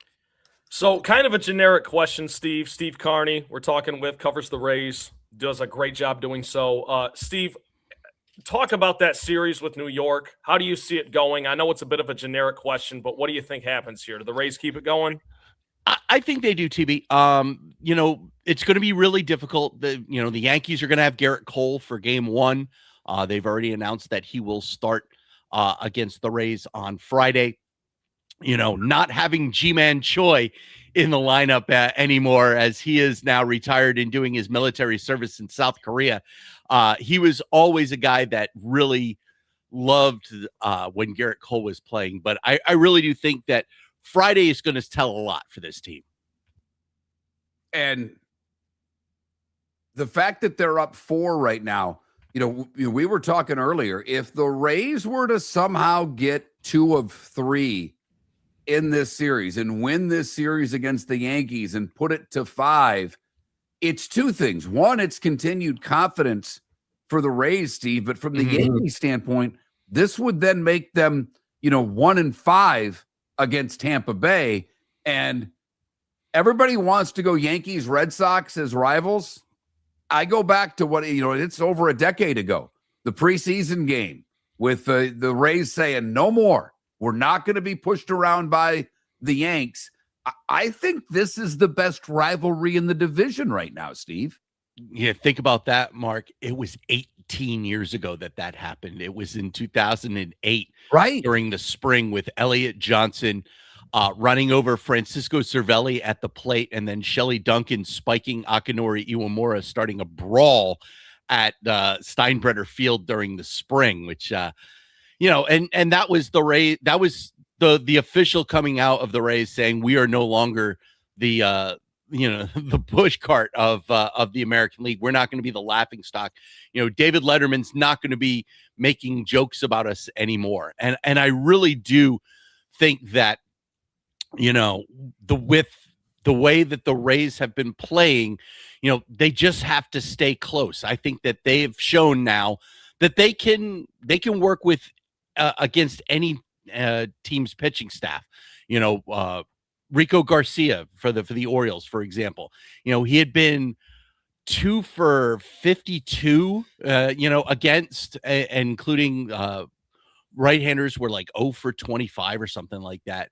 And he gave up 2 runs on the other day, and then gave up a big hit to Richie Palacios yesterday afternoon that caused the game-winning run to come in. So I really do think that, they feel like they can compete with anybody just by the way that they play. All right, Steve, 33 wins for the Rays. It's the best in the American League. There's no surprise there, at least not. Maybe the amount of wins that they have, but not that they're in first place. Can you talk a little bit about the division as a whole and how the Rays can hang on to this lead? Because obviously we know it's only May and it's a long season. So how can the Rays hang on to this lead? Yeah, the first signpost isn't for another couple of days. Memorial Day is always the first time that I really take a look and take stock of where a team is, what they've been doing well, and what they need to improve on. The American League East is just so weird this year because, Toronto was an out away from winning a world championship last season.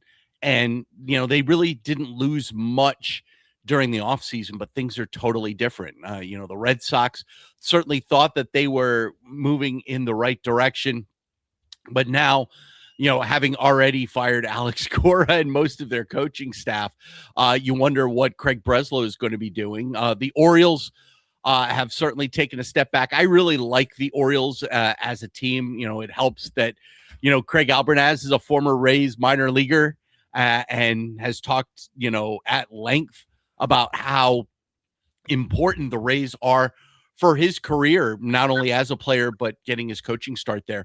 It's just a weird division to begin with this year. And I know nobody thought the Rays were going to be there. I certainly didn't think the Rays were going to be here come, a week before Memorial Day. And I'm really excited for them. I'm really excited about the brand of baseball that they've been playing, because it seems like they always zag when other teams are zigging. And this is just another example of it. Yeah, I thought there was a better shot of them being in 4th than 1st, Steve. I really did. Baltimore, Toronto being where they were, I thought the Red Sox were going to be better. Baltimore 0-7 on the road in the division right now, and I know they are vastly underachieving. But when Trent asked you for the unsung hero, I thought you were going to go Palacios. You just brought him up. Every time I'm looking at box scores, every time I'm checking things out, it seems that he's either scoring a run to put him in a good spot or delivering an RBI. He's not, his numbers are nothing crazy, but something about this team and timely hitting has been fantastic. Yeah, it's funny, Mark. Nothing about this Rays team says that they should be 33-15. I mean, they're batting it, they're middle of the pack. Even having a guy like Chandler Simpson, you look at their metrics when it comes to base running. I think they're 12th in Fangraphs base running metric, even though they have Chandler Simpson. They're outs above average, defensively. Caminero has struggled. Aranda has struggled. And I was looking the other day, they were 28th out of 30 teams in outs above average, defensively. You wonder what the heck is going on with this team. And because nothing really stands out, but that means that everything has been going the right way. And I think it's amazing that happens. The bullpen, is it getting overworked? And you're one that looks at numbers. Are the inning, I think the innings are pretty much in line with other teams. Little worried about the bullpen early in the season because the starting pitching wasn't great, but it seems that the starting pitching's turned around. So I don't know. I mean, if you're looking for, additions, would it be the bullpen? I think so. You have to remember that the bullpen numbers are a little skewed because Jesse Schultz has been working as a bulk guy. So, and those are bullpen innings. So you think about it, he went 4 innings yesterday. I think that, as in relief of Griffin Jacks, in relief of Steven Matz. And, I really do. And he's worked behind Griffin Jacks as he's been stretched out. So, those numbers are a little skewed. They're going to get some arms back in the bullpen healthy. You wonder if Edwin Uceda ever comes back healthy. That would be a big addition. And you wonder if that's the type of move that the Rays are looking for in getting an arm, rather than look outside of their organization if they look inside. If the Rays stand pat, what could hold them back from potentially finishing the season the way they've started it, if you know what I mean? Because it is still early. You would like to see the lineup get a little fatter, TB. I really do think that you would love another bat as well. I mean, everybody's going to be looking for bats. Everybody's going to be looking for arms. The question with the Rays organization is, can they find that spot where they feel like they're getting a good deal for what they're giving up? Because, they're always looking. They can't just look at the present. They also have to look at the future. The payroll really dictates that. Andrew Friedman told me, when he was running the Rays organization, if we only look at one way or the other, the present or the future, we're screwed. We have to look at both when we make moves. Well, and that kind of limits a lot of teams you can make moves with, because the American League sucks. I mean, it flat out sucks. Outside of the Yankees and the Rays, the rest of the league, and Cleveland's now picked it up. They're a handful of games above 500. Mm-hmm. But I mean, the 5 teams above 500, 2 of them are only a game above 500. And I say that because that means, as badly as the Tigers and the Royals and the Astros are, they're only like 4 games out of a wild card spot. Yeah. Which limits the number of teams that make moves. And, you can still get a win-win trade, but I don't think there's going to be as many sellers, because the American League, as bad as it is, there are so many teams that feel they're still in it. Yeah, and with the Rays, I know a lot of people look back at the last time that they went really all in, and that was when they went and got Nelson Cruz in 2021 when they won 100 games.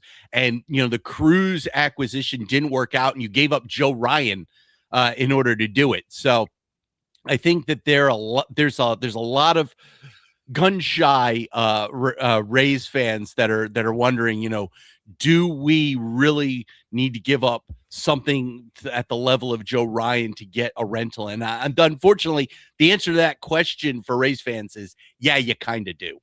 He's Steve Carney. Check out his work on Substack. On X, it's just simply Steve Carney. As always, thanks for your time. Appreciate it. Have a great Memorial Day weekend, Steve. Can I plug something very quick, boys? I've got a quick YouTube series, What the Numbers Tell Me, on YouTube.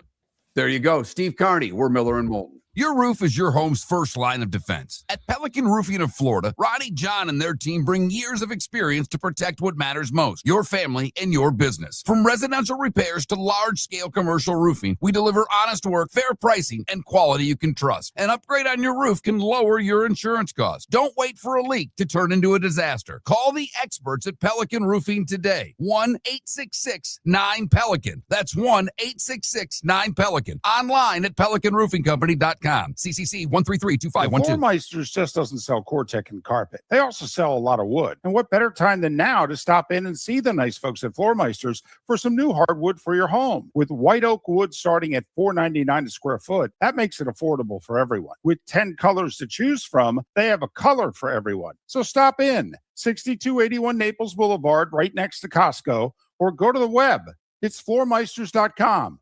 Floormeisters.com. Floor Meisters, just keeping it real. Mark Miller for Sleep Treatment Direct. They are helping me with sleep apnea. And by helping me, I mean curing me. No more CPAP machine. No more snoring. No more tossing. No more waking up exhausted. Their expert team got me the right treatment fast and hassle-free. If you want to feel energized and get rid of your snoring, call Sleep Treatment Direct today. 444-1741. That's 239-444-1741. Sleep Treatment Direct. Sleep safe and sound. Cape Coral Police Department is growing, and they want you to be a part of it. They're hiring new officers. Starting pay is between $74,000 and $90,000, depending on your experience. And with a $10,000 hiring bonus, you could be making $100,000. Enjoy paid holidays, off-duty details, plenty of OT opportunities.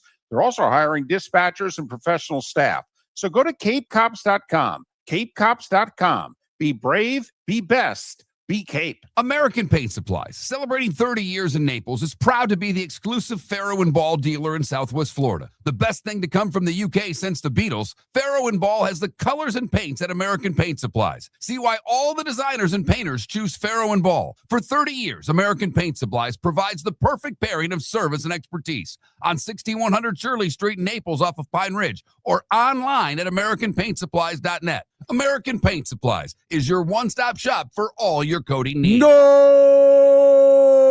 This summer, there's only one place to experience the roar of the World Cup at the British Open Pub in Bonita Springs, your World Cup headquarters, where the team is bringing every match live. Full sound on every TV across the patio with daily food and drink specials from the opening match on June 11th through the final on July 19th. Catch the electric atmosphere for every England and USA match and all the matches in between at the British Open Pub, Bonita Springs, at the shops of Pelican Landing, where the World Cup comes alive. This is Miller and Moulton.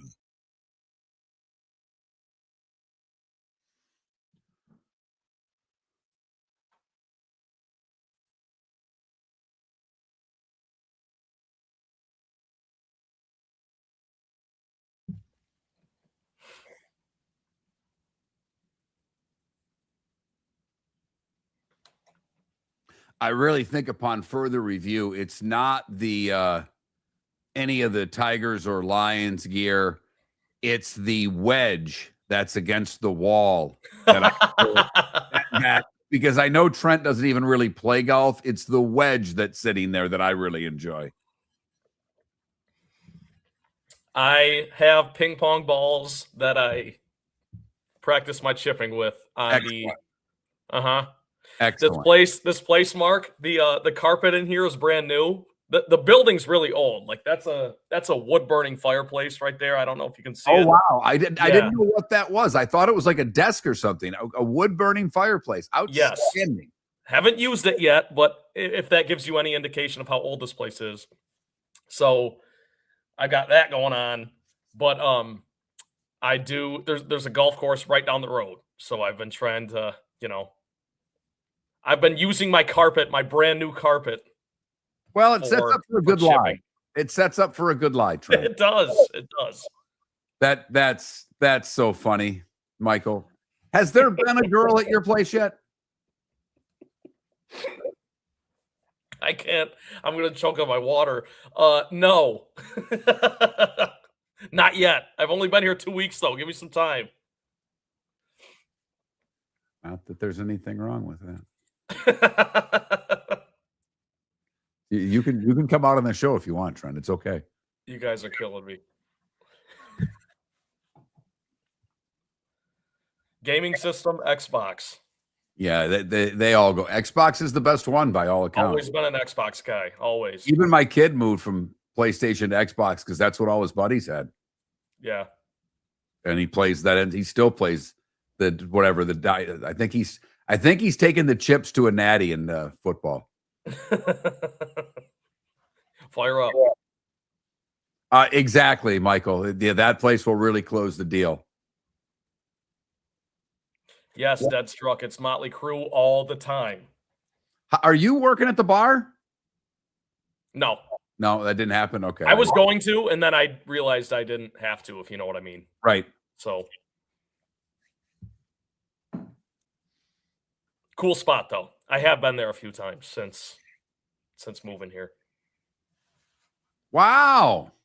Look at that, Aurora. You've been gone a long time. People missed you.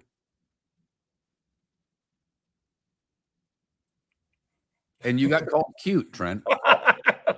I was just processing that. Oh, that's funny. Don't scare him, Aurora. I need him to talk for the next 2 hours. He's going to get shy now. No need to be sorry.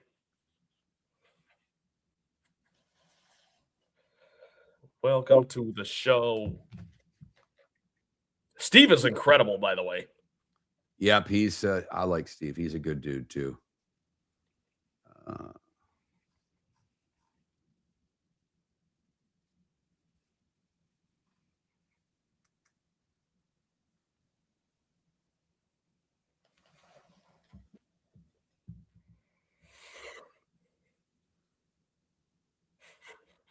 Fly Panda, that is hilarious. Don't forget to build a little care package of feminine products.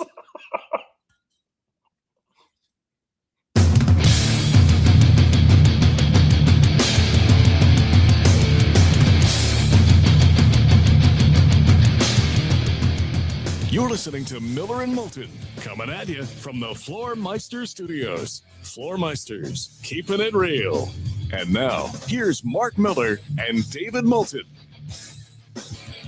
The 8 o'clock hour on Miller and Moulton. For those of you watching on Twitch and YouTube, David did not split in half. Trent Bally filling in. David undergoing some load management today. We felt if we were going to talk more NBA, we needed to have load management on our show. And we spent a little time last hour, Trent Bally, at Trent Bally. That's not your X handle, is it? Did you change? You had some like T-Bal 91 crap. Yes, and then I got told by a specific mentor who should go nameless, it was David Moulton, that I should change my X handle. So I did. That I find hysterical out of him because I would do it if he was here. David hates his Twitter name. Now, our old producer, John Cassio, did the David Moulton, and he got hacked, and now he's mad at X, and he won't ever go back on again. Right. Whatever. But he always wanted Lava Man because his last name's Moulton, and he had all these. And whenever we get someone with a fun X handle, he goes on and on about it. So for David to tell you what your X handle should be, I find rich. He just told me basically if you look at your X handle, you have no idea who you are. It gives no clues to what because it was T-Bal 91, which is my nickname, T-Bal, and then 91 is my number because of Dennis Rodman. But that's neither here nor there. It was just T-Bal 91. He's like, no one knows who the hell that is. You need to change it. So now it's Trent Bally. And Lava Man people knew. Neither here nor there. All right, we spent a little time, and you're a hoop head. And obviously the basketball numbers are much bigger than the hockey numbers, and we haven't started one of the conference finals yet in hockey. Last night, an upset, Las Vegas beating Colorado and doing it, pretty handily. It took a comeback from Colorado just to make it a game. An empty netter made it 4-2. So the Golden Knights take a 1-0 lead in that series. But the Western Conference Finals last night, OKC, I thought armbarred San Antonio. I mean, it was they took the lead in the second quarter. San Antonio made a handful of different runs, got it to 2 points in the fourth. But at the end of the day, OKC, every time there was a run, they answered. I think a lot of us are rooting for the Spurs because of the unicorn. I mean, Wemby he is just a riot to watch. We've never seen anything quite like that before. But when you look at that series, do you see San Antonio being able to replicate what they did in game one? Now, they won the season series. So then the regular season, they were better. But the playoffs are not the regular season. And now without the guards for San Antonio, it puts them in a bind. So when you look at the West, how do you see it? I think the Spurs are going to win the series, Mark. I picked the Spurs in 7 before the series. I'm going to stick with it. I just think it comes down to, you're right, those guards are important. They are, don't get me wrong. But when it comes down to the unicorn that is Victor Wembanyama, nobody has an answer for that, let alone Chet Holmgren. Chet Holmgren is not going to be able to hold Wemby for a full series. And the Spurs did their job by stealing home court in the first 2 games. All they had to do was win 1 game in OKC. And now they go back to Texas, and I think they're going to win both there. We'll see. I think they'll be good games, Mark, but I think they're going to win both there, and then the Spurs will have a 3-1 lead heading back to OKC, and maybe they finish this thing in 5. And I think you're exactly right that most pure basketball fans are rooting for San Antonio here because they don't love the style of play the OKC Thunder play with. But I hope, selfishly, I hope we get a 7-game series, and that's what I picked, Spurs in 7. I hope you're right. I would be stunned, honestly. If it's 3-1, I'll let you fill in for me for a day. Because that would shock me. And look, I'm not saying that I don't think the Spurs can win the series. I just think this is 1-1, 2-2, 3-3, game 7. I think Oklahoma City will get one of the 2 games in San Antonio. I think they both hold serve then at home. And then I think we're playing game 7 for the series. But part of it is with the 2 guards out, is Fox going to be back for game 3? Is Harper going to be back for game 3? If they're both not playing, that turnover margin last night of 21-10 for the turnovers. The points off of turnovers were 27-10 in favor of Oklahoma City. If you're going to tell me they're going to be without 2 key guards, I don't know how they fix the turnover ratio, Trent. Well, it's noticeably sloppy, and when you're missing guards, that's kind of what you see. But also, Mark, when you're losing games by 10 points, or I forget what the exact margin was last night, but it wasn't by much, It was 9. Yeah, 9. So you're losing by single digits. They covered. I love that you threw that in there. But yes, that is exactly what it kind of comes down to. Is the turnover ratio. I think the Spurs are a better team, Mark. I just do. And we'll see kind of how the Spurs do respond to this going back home. Because like I said, context set aside, all you had to do was win 1 in OKC. They did that, and I think they've set themselves up quite nicely. And like I said to begin the show, too, I know it was a bit choppy at the beginning, but I think whoever comes out of the West is winning the title. I'm with you 100%. I don't think the Knicks have the ability to beat either of these teams if they indeed get through Cleveland. And it looks like, the way Cleveland let game 1 slip away, it's going to be difficult for the Cavs. Yeah. We'll see what they have tonight. I think they give a much better effort, but I think Oklahoma City wins the series. I'm not rooting for them to. I get what everybody says about the style, but how many games, Mark? How many games? 7. No, I think it goes 7. But in order for the Spurs to win game 1, Wembanyama had to have 41 and 24, and it took double overtime. I mean, he played one of the best games he's played all season, and it went double OT. So, the Fox thing's a big deal. Is he coming back in this series? I don't know. And their youth is terrific, but this reminds me a lot of the NBA I grew up on. And I'll compare this to the old NBA East when I was really into the Pistons. And the Pistons, in order to get there, had to get through the Celtics. And, a turnover, DJ steals the ball over to Bird, or Bird steal by Bird. Steal by Bird over to DJ. They win the game. It was my high school baccalaureate. I will never forget that day. I listened to it in the car and punched the steering wheel. But to me, it's almost, it's reminiscent of that I think the Spurs are going to have to take one on the chin, even though they won the regular season meeting with OKC. The playoffs are a different animal, and I think it's going to take them. Hey, they're not going anywhere. This is their three best players are all 22 and younger, or 23 and younger. I mean, this is they're going to be here for a while. But the turnover aspect scares the hell out of me, particularly when you get into a Game 7 situation.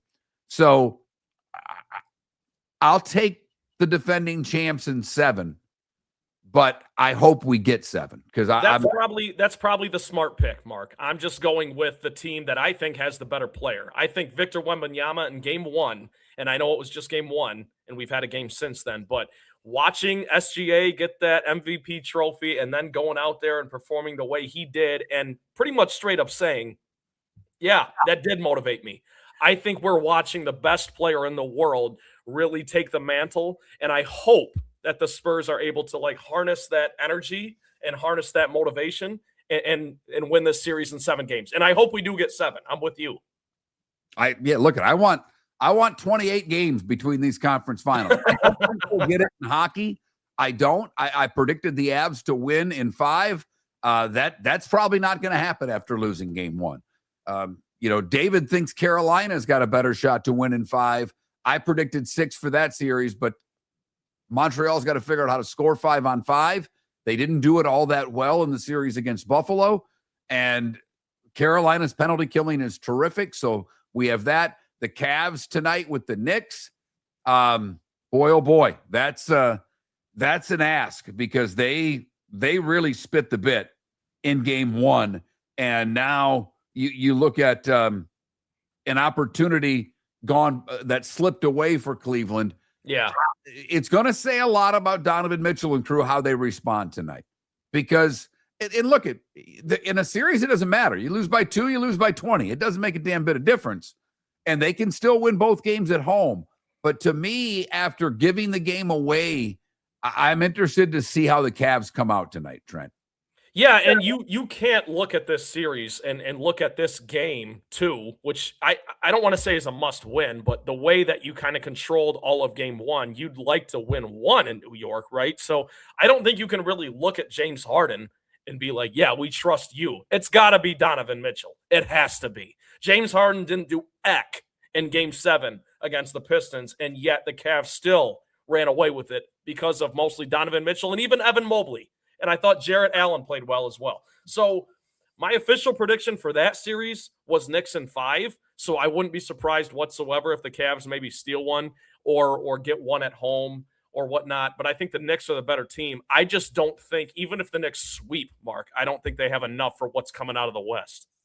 Well, if they are to give something to the team in the West, they're going to have to continue to shoot the way they did for the 7 games prior to the first 3 quarters of the Cavs, and then what they did in the 4th and in overtime. I mean, that was a 44-11 from the 7:42 left in the game through overtime, 44-11.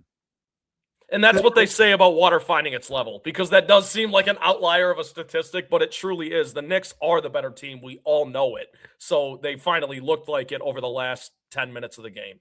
Well, I do think, to me, what was exposed in Harden defensively is a problem, because I think Cleveland. Oh, Mark, they're just hunting him. Whoever he's guarding, they're saying go score. Right, but they defensively are better than anything the Knicks have faced so far in the playoffs. Cleveland can defend. Yes. Detroit found that out. Yeah, they had a great Game 6, and then they got shut down in Game 7. They're like, all right, Cade, get yours. And if you can't get yours, which, by the way, he was giving up shots early in the games beyond me, but that's for another day. But the Cavs have the ability to shut players down. And they've got to figure out how to hide Harden a little bit better. But I do think they're a much better defensive team than what the Knicks have faced so far.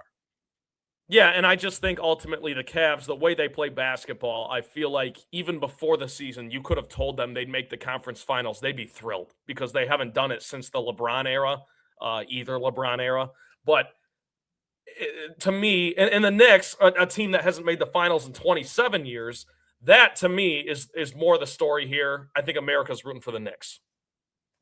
America's rooting for the Knicks? I A think New so, York team? We're going to drug test Trent next. Your roof is your home's first line of defense. At Pelican Roofing of Florida, Ronnie, John, and their team bring years of experience to protect what matters most, your family and your business. From residential repairs to large-scale commercial roofing, we deliver honest work, fair pricing, and quality you can trust. An upgrade on your roof can lower your insurance costs. Don't wait for a leak to turn into a disaster. Call the experts at Pelican Roofing today. 1-866-9-PELICAN. That's 1-866-9-PELICAN. Online at pelicanroofingcompany.com. CCC 1332512. Floor Meisters just doesn't sell Cortec and carpet. They also sell a lot of wood. And what better time than now to stop in and see the nice folks at Floor Meisters for some new hardwood for your home. With white oak wood starting at $4.99 a square foot, that makes it affordable for everyone. With 10 colors to choose from, they have a color for everyone. So stop in. 6281 Naples Boulevard, right next to Costco, or go to the web. It's floormeisters.com. Floormeisters.com. Floor Meisters, just keeping it real. American Paint Supplies, for nearly 30 years, is your one-stop shop for all your coating needs. If you are a designer, a contractor, a professional painter, or a weekend warrior, American Paint Supplies is the place where experts go to get expert solutions. At 6100 Shirley Street in Naples off of Pine Ridge, American Paint Supplies delivers the best solutions with the best products with the best support. Meet Gene and his team today at American Paint Supplies. Call 239-566-2700. That's 566-2700 or online at AmericanPaintSupplies.net. Cape Coral Police Department is growing and they want you to be a part of it. They're hiring new officers. Starting pay is between $74,000 and $90,000 depending on your experience. And with a $10,000 hiring bonus, you could be making $100,000. Enjoy paid holidays, off-duty details, plenty of OT opportunities. They're also hiring dispatchers and professional staff. So go to CapeCops.com. CapeCops.com. Be brave, be best, be Cape. This is Miller and Moulton.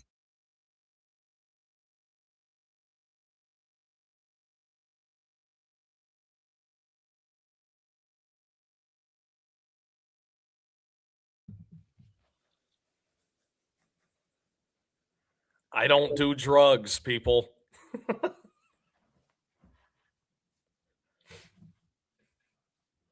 America rooting for a New York team. The Knicks haven't won since '73, so I feel like it's a little different. It's not the Yankees. Isn't that a good thing? I don't have a problem with it, but I'd rather them win than Cleveland.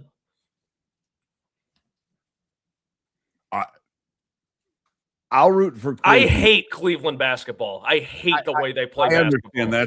That's your Detroit bias, okay? Kind of, but also I love the NBA, and I hate the way James Harden plays basketball. Hate it.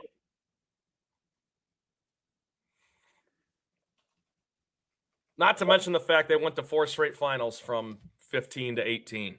Cry me a river, Cleveland.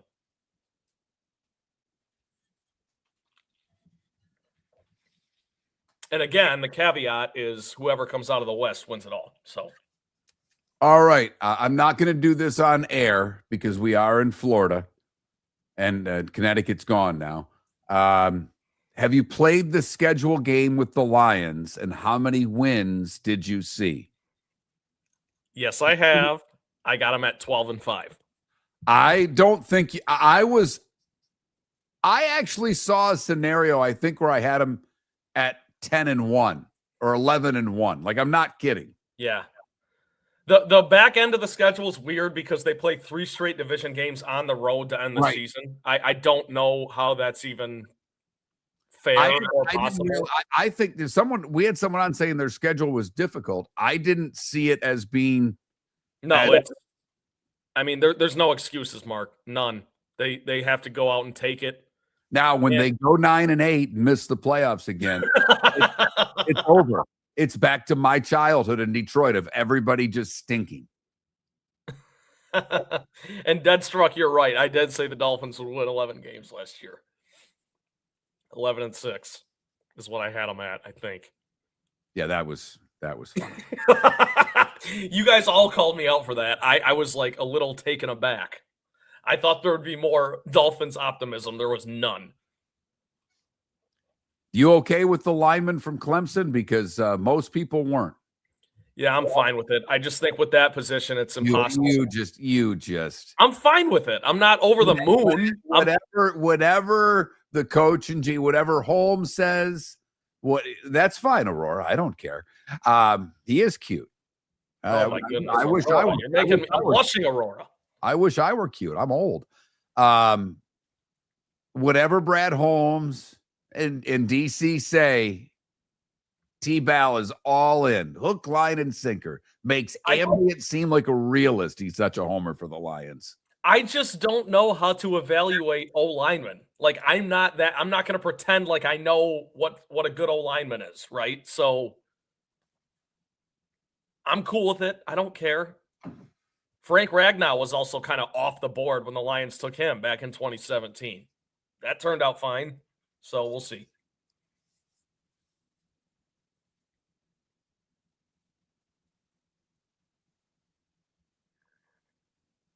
Oh, yeah, dead struck. Philly and I have been going back and forth all playoffs. This has been a lot of fun. Should have seen the attack I went after the two of them with. I attacked both of them at once. I take them both on. Are you talking about the Joel Embiid thing? Yeah. Yeah.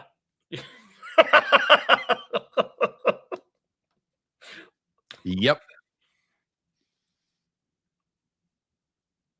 Philly can still land a plane. I would trust him. I would. All I can think of, and you have to be old enough to remember the Laverne and Shirley episode when they were going to the Packers game and they had to land the plane. That's what I think of when I think of Felipe landing a plane.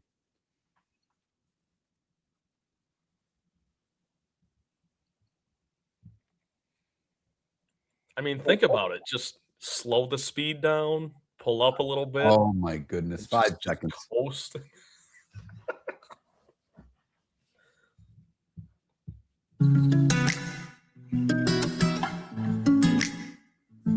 Welcome back to Miller and Moulton. Text the guys what's in your mind at 21,000. That's 21000. And now, here's David Moulton. Not really. Load management today for David. It's NBA playoff time, but we're acting like it's the regular season. And David he did the first hour, which we begged him not to. He had things that he had to take care of today. And I'm like, you don't need to get up and do the first hour. We can handle it.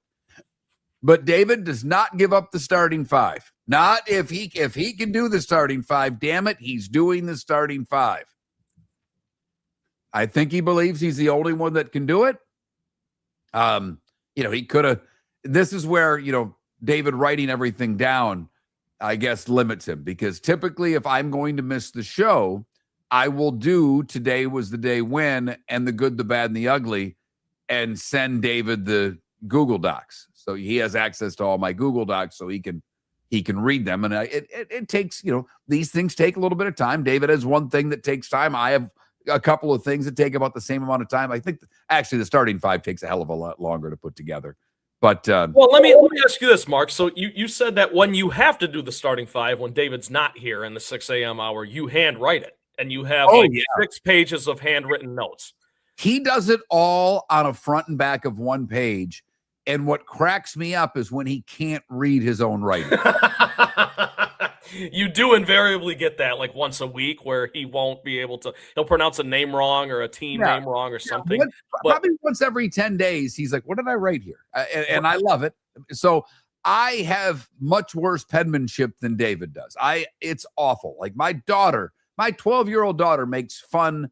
And we play this dice game. And I guess it has a name. We call it dice. You played at 10,000. And I'm always the scorekeeper. Always. And she can't read your handwriting? And she'll look at me and she goes, Dad, I have 7,800. What the hell? Not hell. What is that number? That's a terrible 8, Dad. That's a terrible 5. Ivan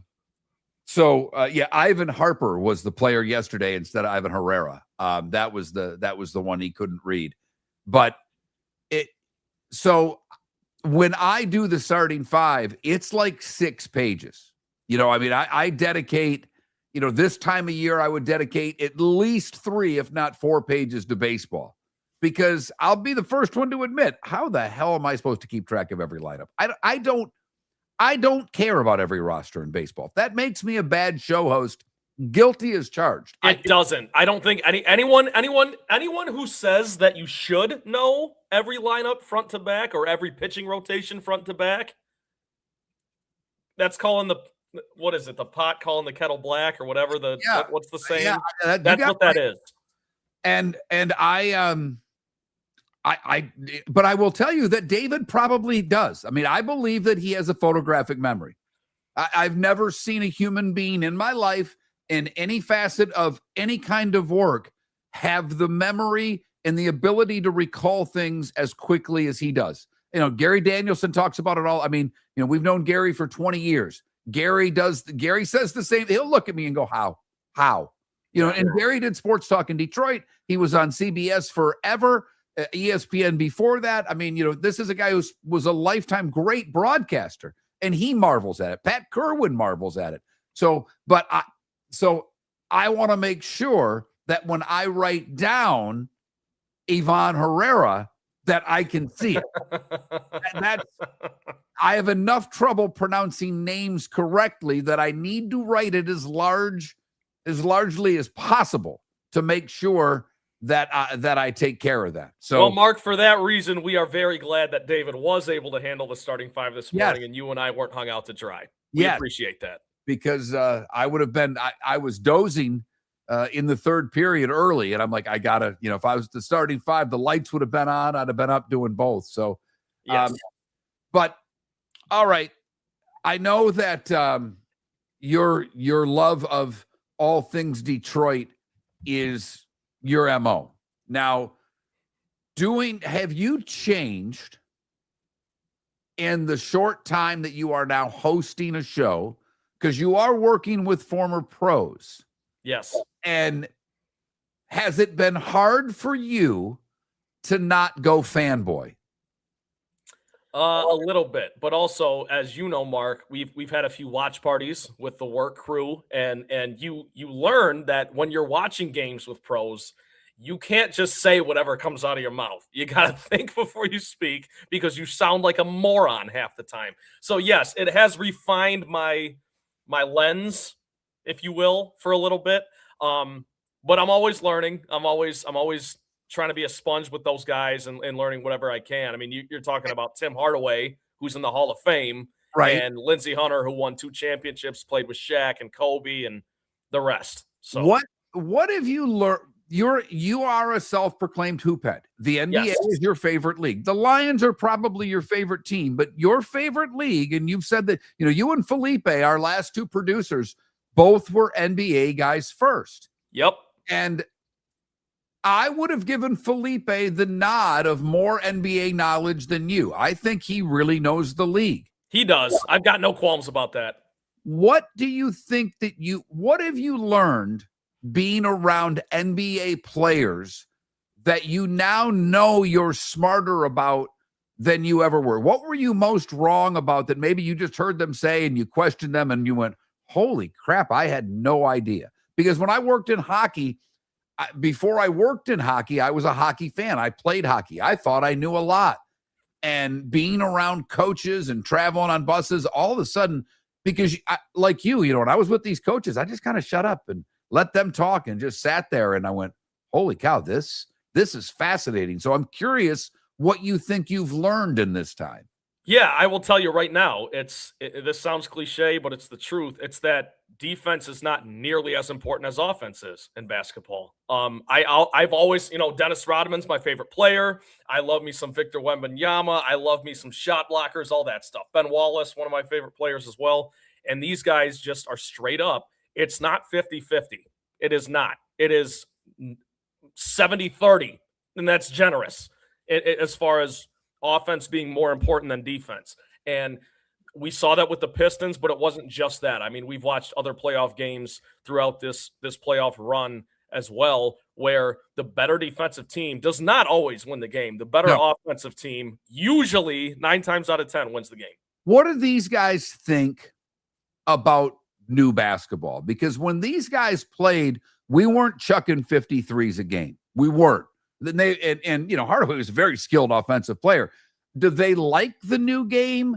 Do they think they would have been able to adapt to the new game? I'm curious what their thoughts are about how differently the game's played now. Yeah, that's a great question because they don't love the flopping. I don't know anyone who even does. I mean, even Felipe, who loves the NBA No, through and we through. all hate the flopping, but the chucking of the threes is very different than just what 12. However long Steph's been in the league, and the Steph effect on the league has changed the way offenses play. I mean, I know you had the Phoenix Suns teams that kind of did it that played a certain style with Antonio. The 7 seconds or less Suns. Right. But this is a different game. This is a 3-on-1 break and we kick it out for a 3-pointer. So I'm curious what they think about the offensive style. Yeah, I'll be honest, Mark, they have completely adapted to it. They don't seem to mind it. They view it as, they love basketball, so they're going to view it as whatever era we're watching is what they're going to be okay with. It's just period, point blank. They don't have to love it, but they love basketball, so they're going to adapt to that style of play. And it is, I have asked them that exact same question. They don't love the three-point shooting. They don't love the flopping. They don't love the style of play, but they know that hoops is hoops. And they have great respect for a player like SGA or, any three-point specialist out there because they didn't necessarily get to play with guys like that. So they have a certain respect there that maybe they haven't always had. We will switch gears on the other side and go back to a little football, but maybe a little more stadium talk, figuring out what the hell's going on in the Windy City. Where are they going to play? Why is the NFL so hell-bent on getting a decision out of Chicago? We think it's because they want to give Chicago a Super Bowl. We'll talk with Scott Lewis, host of the 79th and Hallis podcast, coming up on the other side, and get his take on not only what's going on with the stadium, the Bears offseason, and now having to be the hunted instead of the one that's doing the hunting. Miller and Moulton. Trent Bally helping us out with load management. Your roof is your home's first line of defense. At Pelican Roofing of Florida, Ronnie John and their team bring years of experience to protect what matters most, your family and your business. From residential repairs to large-scale commercial roofing, we deliver honest work, fair pricing, and quality you can trust. An upgrade on your roof can lower your insurance costs. Don't wait for a leak to turn into a disaster. Call the experts at Pelican Roofing today. 1-866-9-PELICAN. That's 1-866-9-PELICAN. Online at pelicanroofingcompany.com. CCC 1332512. Mark Miller for Sleep Treatment Direct. They are helping me with sleep apnea. And by helping me, I mean curing me. No more CPAP machine. No more snoring. No more tossing. No more waking up exhausted. Their expert team got me the right treatment, fast and hassle-free. If you want to feel energized and get rid of your snoring, call Sleep Treatment Direct today. 444-1741. That's 239-444-1741. Sleep Treatment Direct. Sleep safe and sound. Let's talk the big differences between Floormeisters and the big box store that sells flooring. Floormeisters is family owned. They do flooring, not doors, nuts and bolts, or weed killer. They specialize in it. They know it. Floormeisters backs their installer. So if there's ever an issue, good chance the boss, TJ, will come out and make it right. Floormeister's prices beat the box stores every day of the week. When you think flooring, think Floormeisters in Naples. Floormeisters.com. Real people, real prices, real quality selection. The Floormeisters, just keeping it real. American Paint Supplies, for nearly 30 years, is your one-stop shop for all your coating needs. If you are a designer, a contractor, a professional painter, or a weekend warrior, American Paint Supplies is the place where experts go to get expert solutions. At 6100 Shirley Street in Naples off of Pine Ridge, American Paint Supplies delivers the best solutions with the best products with the best support. Meet Gene and his team today at American Paint Supplies. Call 239-566-2700. That's 566-2700 or online at AmericanPaintSupplies.net. This is Miller and Moulton.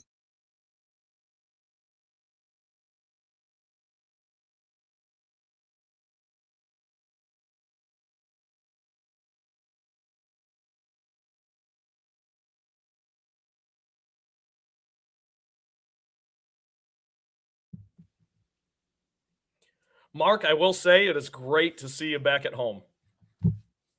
Trust me, it's great to be back at home. I know the feeling, although I didn't have to go through it quite like you did, but Well, you went through it, man. You went through it at a lot younger age, so I can't imagine that either. Yeah, but what was it? 3 full months or I was up there for 4 like 97 days, I think is the total that I Jeez. was up there. 96 days, something like that. I'd move to Tampa tomorrow. You would love Tampa. I'm not kidding. I do love Tampa. I don't love the Trop, but I love Tampa. Well, the Trop's in St. Pete, first off. That's not also Tampa. true. When were you in Tampa? My buddy was there vacationing when I was working for you guys, so I went up there for. I think I was there only one night, but 2 days, and I loved it. I thought it was really cool. I mean, we went to dinner downtown. Like the last night I was there, I met a friend of mine, friend of David and I's, who actually, unfortunately, he lost his wife to cancer, and she was the same age as I was. But we met him for dinner, and we're downtown, right by where the stadium is, and Trent, your head would have been snapping. It was, I mean, honestly, there had to be, while I had dinner outside, there had to be 200 women that were stunning that walked by. And I mean, all young and good looking guys too. I mean, it's a very young town. Yeah, it is. I mean, imagine whether it's Royal Oak or, somewhere that's hip in the Detroit area, summertime, year round. Yeah. And that is one thing that I definitely miss was the weather. I know we joke about it, but yeah, I mean, that was nice. Especially because I showed up in. Oh, yeah, you played it perfectly. I showed up in November, so I was still like, I felt the warmth and everything, and you guys were like wearing jeans. And then you bailed. I mean, you basically, by the time the summer came, I'm going to go back home. I'm homesick. No lies.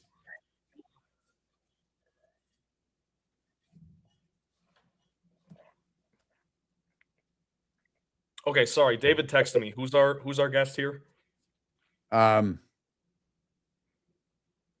What now? You're Scott Lewis. I knew Scott was there. I was thinking this was Scott Lewis. He's a Bears guy. Great Lewis, guy. yeah. Okay. He does a good job. Okay, cool. He's been on your show before, right? Oh yeah. Oh yeah. Okay.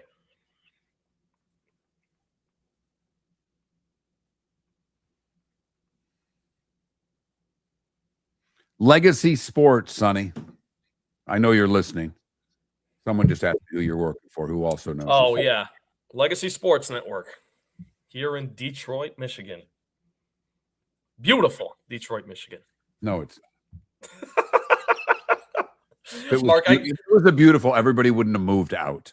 I caught yesterday when you said that Midland came up in the Good, Bad, and Ugly or something, and you were like, Midland, nice place. Saginaw, not so much. Midland's wonderful. That made me laugh.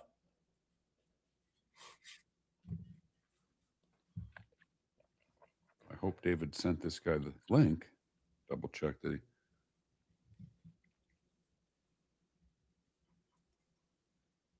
Oh, I got to call him. All right. Crap. You might have to come. You might have to take us on the air. That's fine.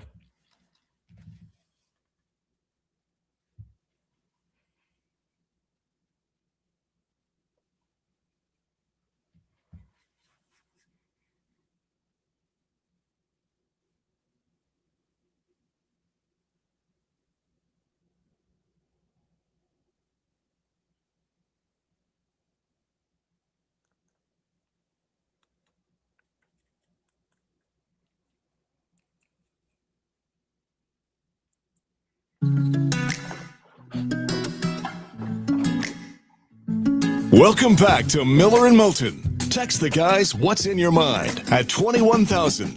That's 21000. And now, here's David Moulton. Well, that's almost the case. Little load management today. David had some things to do. So David taking the morning off, but Trent Bally filling in nicely to help me out this morning. Miller and Moulton, millerandmoulton.com. And joining us now on the American Paint Supplies hotline your one-stop shop for all your coding needs. Scott Lewis, he is the co-host of the 79th and Hallis podcast, covers the Bears as well as anyone out there. Scott, good morning. Central Good Time morning. Zone. Thanks for doing this for us so early. Oh, no problem. No problem. I'm glad I could join you guys. All right. The latest talk with the Bears has all been off-field stuff. And I don't recall, I mean, Cleveland's getting a new stadium, and they finally broke ground on that. Denver, new stadium. Kansas City was choosing between two spots. And I didn't feel like the NFL was pressuring them to say, pick a spot. Why do you think the NFL is so hell-bent on the Bears coming to a conclusion of where they're going with their stadium more than they have been with other NFL teams?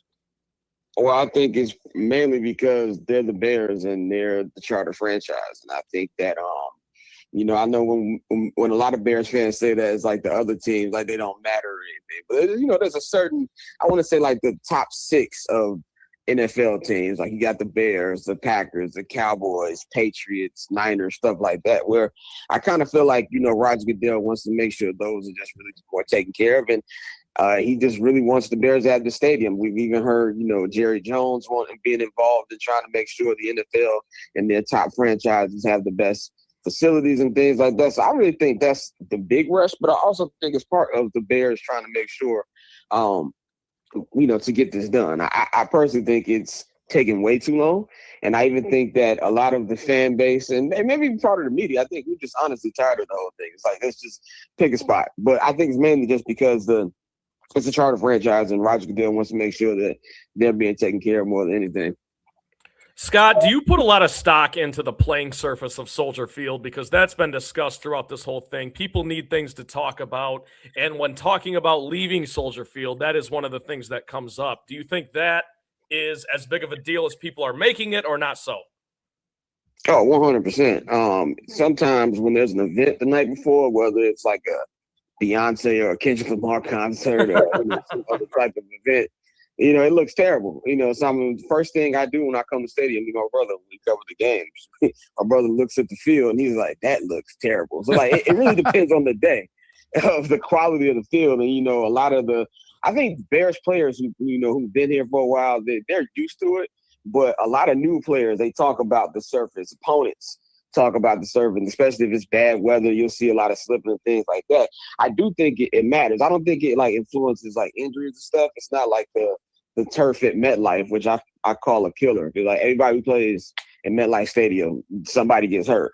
But I definitely think it's a big factor in it. And I think that's why the Bears want to get this new stadium done so they can own their stadium, decide when and where these events happen, so it doesn't interfere with the game day quality of where they're playing. Look, reading this from the outside, it seems that even the Bears want Arlington Heights, that I don't want to say used Indiana, but I will say it. They used Indiana. I think everybody wants Arlington Heights, the NFL, the Bears, the fans, everyone, but maybe the government in Illinois, because every time it seems like we're getting close to having some sort of proposal, better than anybody, whether it's Chicago politics or Illinois politics, they can get in the way of damn near anything, can't they? Yeah, that's the biggest hurdle here. And I think that's something that Kevin Warren, the Bears president, didn't really expect. They got the Minnesota stadium done pretty quickly when he was with the Vikings. But Minnesota politics are nothing like Chicago and Illinois politics. And yeah, I do believe they used Indiana to an extent, but I still think it's very much on the table if Illinois doesn't hurry up and and get this thing done. I do think I haven't heard this from anybody that there's like a deadline, but I would guess that they want to get this done before the first press conference of training camp. It's my guess. So they have something to announce and things like that, because I'm pretty sure they're going to be loaded with questions about the stadium in about 2 months when training camp does start. So I'm pretty sure they want to get it done by then. But I still think it's on the table that they can go to Indiana. I think Bears fans, you said they want Arlington. I think they want it now because they know that the chances of them actually staying in Chicago are like little to none. But I think this whole thing, no matter if you want them to stay in Chicago or want to go to Indiana or go to Arlington Heights, I think everybody just wants it to be over. And that's pretty much where I'm at it too. I mean, if you see in the city, obviously a lesser sport than the NFL, but even like something like Major League Soccer, the Chicago Fire are getting their stadium real quickly. They already got their sponsorship name and, everything is, and like that, they expect it to be done like a season or two. So when you've got that going on real quick, and this is just a soccer team, if you're the Bears, you're looking like, why can't we get this done? Now, granted, there's an ownership thing here where their owner has so much money that he can just pay for it out of his pocket. So I definitely think that's the difference between the two. But if you're the Bears, you're sitting here like, we announced that we were going to do this 5 years ago. And it's kind of like, when are we going to get this done? And I think that there's a lot of frustration there that could lead them to Indiana if they have no choice. So, Scott, let me ask you this. We know that fans are passionate. They're probably also lowest on the totem pole as far as how this decision is made.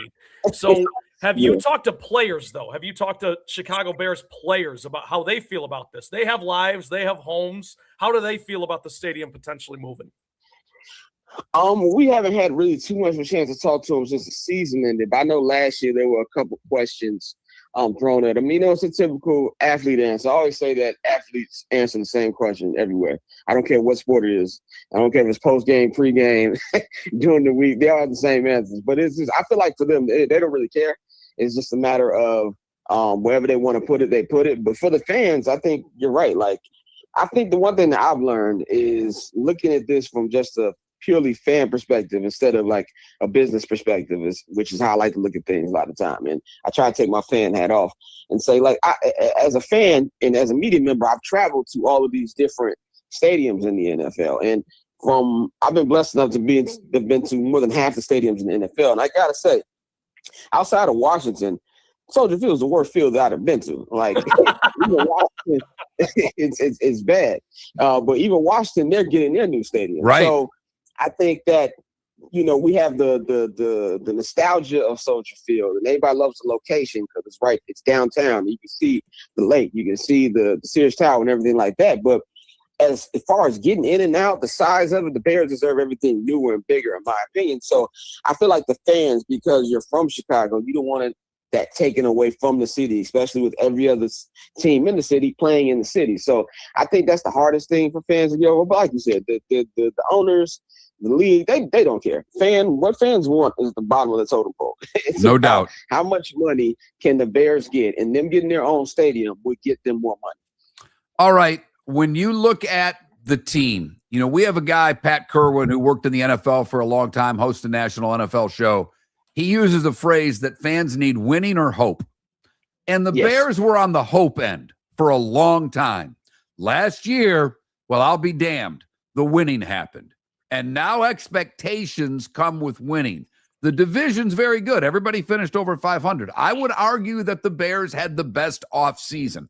I think their additions are better than what Green Bay did. I don't think it's close. I think they're better than what Detroit, didn't do again, because they really didn't do a whole hell of a lot in the offseason. So if I look at because Minnesota, I question, but I look at those three teams, I think the Bears improved the most, but it's a first place schedule. They're playing Philly and they're playing Seattle, and Detroit and Green Bay don't have to. So when you look at the Bears, the first place schedule, even with their offseason moves, and then you look at last year and all the come from behind victories, it seems difficult to replicate what they did a year ago, yet expectations are going to want them to do every bit of what they did a year ago and a little more. Yeah. I do believe that, when you look at the division, I wasn't that big of a fan of the Bears all season, to be honest, but I do believe it was better than the other teams in the division. I think that the Lions, the Packers, all regressed, in my personal opinion. And also you have to include the Packers are going to be out without Micah Parsons probably for the first month and a half. And I know Minnesota has Kyler Murray, but we watched a lot of Kyler Murray, and I think that he'll be much better with Kevin O'Connell, but I don't know how much better he makes them over a J.J. McCarthy. So that's a question mark. So I think strength of schedule is always a good off-season talking point, but I don't really think it means that much because the NFL, of course, as we all know, it's a year-to-year league, it's a week-to-week league. We don't know who's going to be good this year. We're not going to know who's going to be bad. What are the rosters going to look like? We still got months before that. So I do think that the Bears, there should be a lot of expectations. But I think the thing that Bears fans should get excited about, and one reason why I still have them having a double-digit win season, despite my big concerns on the defense, is they've got Caleb Williams, they've got Ben Johnson, they've got this offense. And Ben in the offseason made a big emphasis on we got to coach better. If you ask Ben, that was a problem last year. Why they didn't make it to the championship game? He put it on himself and everybody else. He even called out coaches, not by name, but like called out coaches. He said, we got to do our job better. And I think year 2 of Caleb in Ben's system, I think you expect him to make that leap to where they're going to score enough points to be in all these games. And even if you look like a Philly or a Dallas, I mean, one thing I say about the NFC East, you don't know who's going to be good. Philly, I have massive question marks. But I think the main thing is all this is going to be on prime time too. And I think one thing that Bears fans, you got to get used to that. When the schedule comes out, the NFL lets you know about how much they care about you. And the Bears have 7 standalone games next year. So just off that, not just Bears fans, but the world are expecting a lot from the Bears. And I think they'll have enough to at least be competitive and stay in it too until the final week as far as winning this division. Scott Lewis at Barb Chair Scott on X. You can follow him, covers the Chicago Bears. Scott, last thing for you, just real quick. How do you see Ben Johnson rolling into year 2? You mentioned the offense. You mentioned the coaching. He said he has to coach better. What does that look like to you? I think the thing for Ben, the number one thing he's got to learn is consistency. And I think that's the whole offense, not just Ben. I think that the pass catchers, they gotta stop having so many drops. I think I saw a stat where Caleb Williams has 450 dropped yards, yards dropped from receivers and tight ends dropping passes last year. And that's got to stop. And I also think that Ben needs to get a healthy balance. Sometimes Ben loves to run the ball too much. Sometimes Ben likes to act like running the ball doesn't exist. So I think once he finds a balance, that'll make him better. But as far as a head coach, I think that even across the league, people I've spoken to, different beat reporters or journalists who work for even other teams or work around other teams, he's thought of pretty highly around the league. And I think that we're going to really see him get even more comfortable this year now that he's got last year in his back. So I think this is the first time as not only a Bears media member, but as a Bears fan, that I've been fully confident in the coach, maybe since Lovie Smith. And even with Lovie, we just knew the defense was going to be great. This is how I feel about the offense and knowing that, okay, I don't know how many times we're going to stop the opposing team, but they're going to score 28 to 30 a game. And I think that's all because of the growth we're going to see from Ben Johnson this year. And I think you're absolutely right. And I'll tell you, they got the safety in the first round, but the guy I'm looking at with DJ Morgan, Xavier Thomas, their 3rd round pick, this kid's a burner. I mean, he's going to be – this changes things. And Ben Johnson, had it with Detroit with Williamson being able to stretch the field. I think they've got a rookie that can stretch the field, Scott. Yeah, and he's gonna get the least of the defensive pressure because you got Colston Lovely, you got Roma Dunze, Luther Burden, Cole Kmet. So he's gonna have his opportunities to get little to no pressure around him to catch the ball. So it's gonna be fun, definitely with as many options as Ben has this year. No doubt. Scott, as always, appreciate your time and your insight. Scott Lewis covers the Bears, the 79th and Hallis podcast. Follow him on X at Barb Chair Scott. Enjoy the 3-day weekend. Camp just around the corner. Enjoy what you can of the rest of summer, and it'll be football season before too long, my friend. Yes, sir. We'll do. Always great to talk to you. Scott Lewis on Miller and Moulton, millerandmoulton.com. Always, he's very, very sharp guy. Really like talking to Scott. He knows the Bears as well as anybody. And even, David and his travels on Monday night, the people, from the big boy papers, if you will, they all say he's here every day. Every day he's here. That's important. That's important, especially if you're going to criticize. If you're going to criticize, you got to show up in the locker room. You got to show up to press availability and all that stuff. And how about Lovie Smith getting some love this morning? Hey, he was winning there. They didn't have any of it after him until Ben Johnson. and I know you as a Lions fan now hate are the Bears now public? Have the Bears replaced the Packers as public enemy number 1? No, and that's a good question. It's a fair question given what the Bears just did. And because Ben Johnson's the head coach there, it's a fair question. But no, Mark, nothing will ever dethrone the Green Bay Packers. And the Michigan Wolverines, for that matter, but that's another discussion. But let's stick to pro football. Different discussion. And when the Lions finish 3rd in the division this year, we'll revisit this. later on. Miller and Moulton have a great Memorial Day weekend in the 239 and a little bit of the 941 as you depart us after 9 o'clock, Lake City as well. Tampa and Jacksonville, the Pro Hour is on the other side. Miller and Moulton, millerandmoulton.com. The Cape Coral Police Department is growing, and they want you to be a part of it. They're hiring new officers. Starting pay is between $74,000 and $90,000, depending on your experience. And with a $10,000 hiring bonus, you could be making $100,000. Enjoy paid holidays, off-duty details, plenty of OT opportunities. They're also hiring dispatchers and professional staff. So go to capecops.com. Capecops.com. Be brave, be best, be Cape. American Paint Supplies, for nearly 30 years, is your one-stop shop for all your coating needs. If you are a designer, a contractor, a professional painter, or a weekend warrior, American Paint Supplies is the place where experts go to get expert solutions. At 6100 Shirley Street in Naples off of Pine Ridge, American Paint Supplies delivers the best solutions with the best products with the best support. Meet Gene and his team today at American Paint Supplies. Call 239-566-2700. That's 566-2700 or online at AmericanPaintSupplies.net. No! This summer, there's only one place to experience the roar of the World Cup at the British Open Pub in Bonita Springs, your World Cup headquarters, where the team is bringing every match live, full sound on every TV across the patio with daily food and drink specials from the opening match on June 11th through the final on July 19th. Catch the electric atmosphere for every England and USA match and all the matches in between at the British Open Pub, Bonita Springs, at the shops of Pelican Landing, where the World Cup comes Mark alive. Miller for Sleep Treatment Direct. They are helping me with sleep apnea. And by helping me, I mean curing me. No more CPAP machine, no more snoring, no more tossing, no more waking up exhausted. Their expert team got me the right treatment, fast and hassle-free. If you want to feel energized and get rid of your snoring, call Sleep Treatment Direct today. 444-1741. That's 239-444-1741. Sleep Treatment Direct. Sleep safe and The sound. Floormeisters just doesn't sell Cortec and carpet. They also sell a lot of wood. And what better time than now to stop in and see the nice folks at Floormeisters for some new hardwood for your home. With white oak wood starting at $4.99 a square foot, that makes it affordable for everyone. With 10 colors to choose from, they have a color for everyone. So stop in, 6281 Naples Boulevard, right next to Costco, or go to the web. It's floormeisters.com.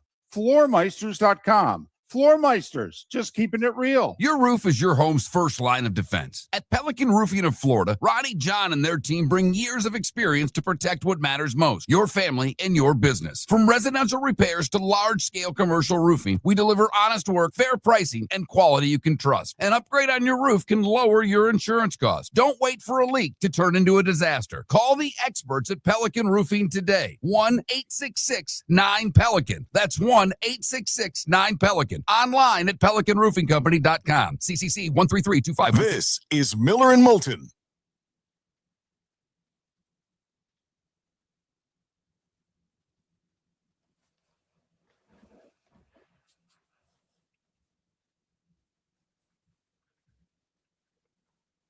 Maybe second place. You don't think there's any chance they win the division? Oh, there's a chance, but You said yourself you see a scenario where they start 10 I and do. 1, I was very. I played the schedule game. I did. It's hard not to. Oh, I did with the Lions, and then I look at the Steelers just to see who the home games are to see if we can get rid of all of our tickets. If they win at Carolina and take care of division games at home, Yeah. I see. I mean, they're 7-1 hosting the Patriots in Germany. They should win that game. They beat the Bucks. They're 9-1. They beat Chicago at home on Thanksgiving. They're 10-1 going to Atlanta. But I could see them losing at Carolina. I could see them losing one of the home games to Green Bay or Minnesota because they're the Lions. I could see them losing to the Bucks or the Pats back to back. Those are two formidable opponents. That's all. I mean, I'm not saying lose both. I'm just saying lose one of the Green Bay, Minnesota games, losing one of the Tampa Bay, Chicago, Patriots, Bucks, Chicago, back in Atlanta, 4 games, 2 and I can see them going 2-2 there. And I can see them losing the last 2. If they have a losing record, I would be stunned. Me too. I would be And I truly think 12-5 is like cautiously optimistic. Like that sounds crazy, but some people are picking them to win 13 games with this schedule. So we'll see. We'll see. That in the NFL, I think that's a little nuts. It is. Of course it is. They're losing week 2. You can write that down. They're playing. They're going to get destroyed.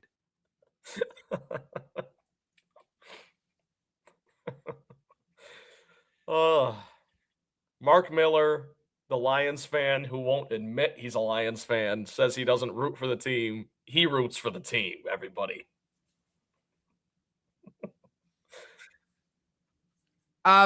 Yeah, I want them to win, but I don't lose any sleep if they lose. Okay, that's fair. But if you had a team, it's the Lions. It's the Pittsburgh Steelers.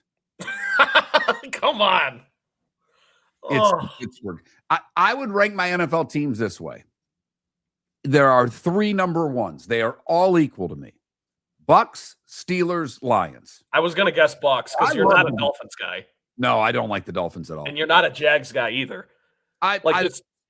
Jags, Jags. Just from working with you and like listening to the show and stuff, I can tell that there's a little extra passion when it comes to the Bucks as opposed to the other 2 Florida teams. Yeah, I'm telling you, especially after my 3, I love Tampa. I cannot say enough good things about the Tampa area. Yeah. Like when I moved to Atlanta when I got out of college, if I were in that same scenario now, I'd want to be in Tampa. Like if I were you, I would want to be in Tampa. It does seem like a great spot for a young person. Oh my goodness, there's great bars, there's great restaurants. I don't know how expensive it is to live downtown. I wasn't looking into rent or anything like that. But man, oh man, there's so much to do. As opposed to the 239. No shade, but man, I didn't make many friends there, put it that way. I'm not surprised. In fact, we had a super good-looking bartender at the club, and she got a real. Lily's beautiful. She's like 5'10". She's gorgeous, and she just got a real job. And I was talking to her the other day after golf. I go, where are you moving? Where you? She says, it's remote. I can live anywhere. I'm like, go to Tampa. Go now. Yeah. She's just funny. All my Tampa friends say the same thing.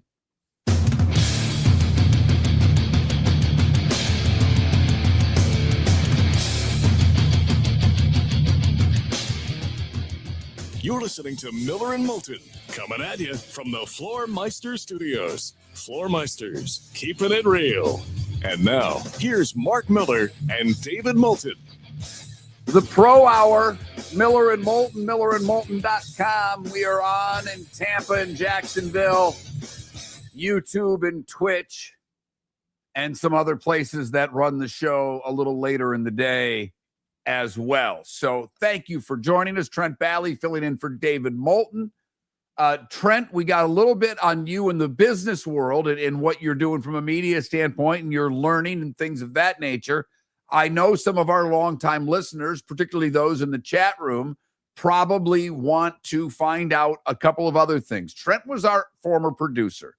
Trent left. The 239 didn't really do it for him. I can't say I blame him. He went back to Michigan where his roots are, went back and lived at home in Grand Rapids for a while, and now is working full-time, and he's in the Detroit area doing doing a podcast for the Legacy Sports Network, working with a couple of NBA guys, which is pretty impressive. But Trent, you are a Lions season ticket holder. Your father missed a Lions game, a playoff game, because your brother took his girlfriend to the game. I know your father very well. I've known your father since we were both 17 years old, I think.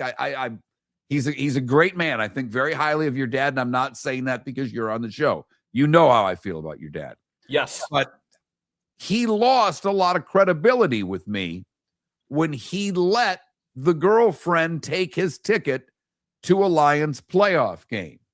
We need an update on your brother. Is that still his girlfriend? Yes. It's there's a ring on it now. They have not been married. So it's not a girlfriend, it's a fiance. Correct. So things are going well with the Bally family. I haven't made much headway in that realm, but that's neither here nor there. That's not what you asked. So I'm not expecting much out of you, Trent. I'm of the opinion, Trent, and you're a good-looking kid. You should do better. It probably, and I'm guessing this was like your father, because your father, I also don't think had a lot of quote-unquote game. If we were to really nail down your mom and dad, I'm guessing that your mom basically decided, you know what, I'm marrying you. And your dad went, okay, sounds good to me. Yeah, my dad was one of those guys. So I'm going to completely out him at this point. He's 5 years older than my mom. So he reached the point where he's like, I want to have kids by 30. If it's not you, I'm never getting married. It's not happening. And I think, they've done pretty well. They're still together. They've done very well. They've done very, very well. They have 3 wonderful boys. Your one brother's engaged. Your other's living his best life in Nashville, playing music for a living. You're in the world you want to be in. Going to go broke. We told you that a long time ago. And so if you're going to follow your dad's footsteps, are you 26 yet? I'm 26. I'm closer to 30 than I am to 20. I'm starting to get afraid, Mark. It was the worst birthday of my life. It's the only birthday that I actually felt bad. Like I like you at 26. I was very single. I did not have a girlfriend. I wasn't, there was no real prospects at that point. And I'm like, damn, I'm closer to 30 than I am 20. Career-wise, I hadn't gone as far as I want. It was the only birthday that bothered me. So I understand where you're at. Like, my son just turned 27 yesterday. I gave him a real hard time the day before his birthday on the 19th. I said, big day for you. And he went, why is that? I go, it's your last day in your mid-20s. And I got a expletive answer back to me. We have that type of relationship. But yet, Trent, this is it. This is the last year of your mid-20s. You've got a lot to accomplish now before your 27th birthday. Well, luckily, I'm finally where I want to be. I'm in Detroit, so that's the good news, right? Now the rest should be easy. We'll see. I'm not gonna say it's gonna be easy, but I'm expecting it to be easy because I'm trying to speak it into existence, if you know what I mean, Mark.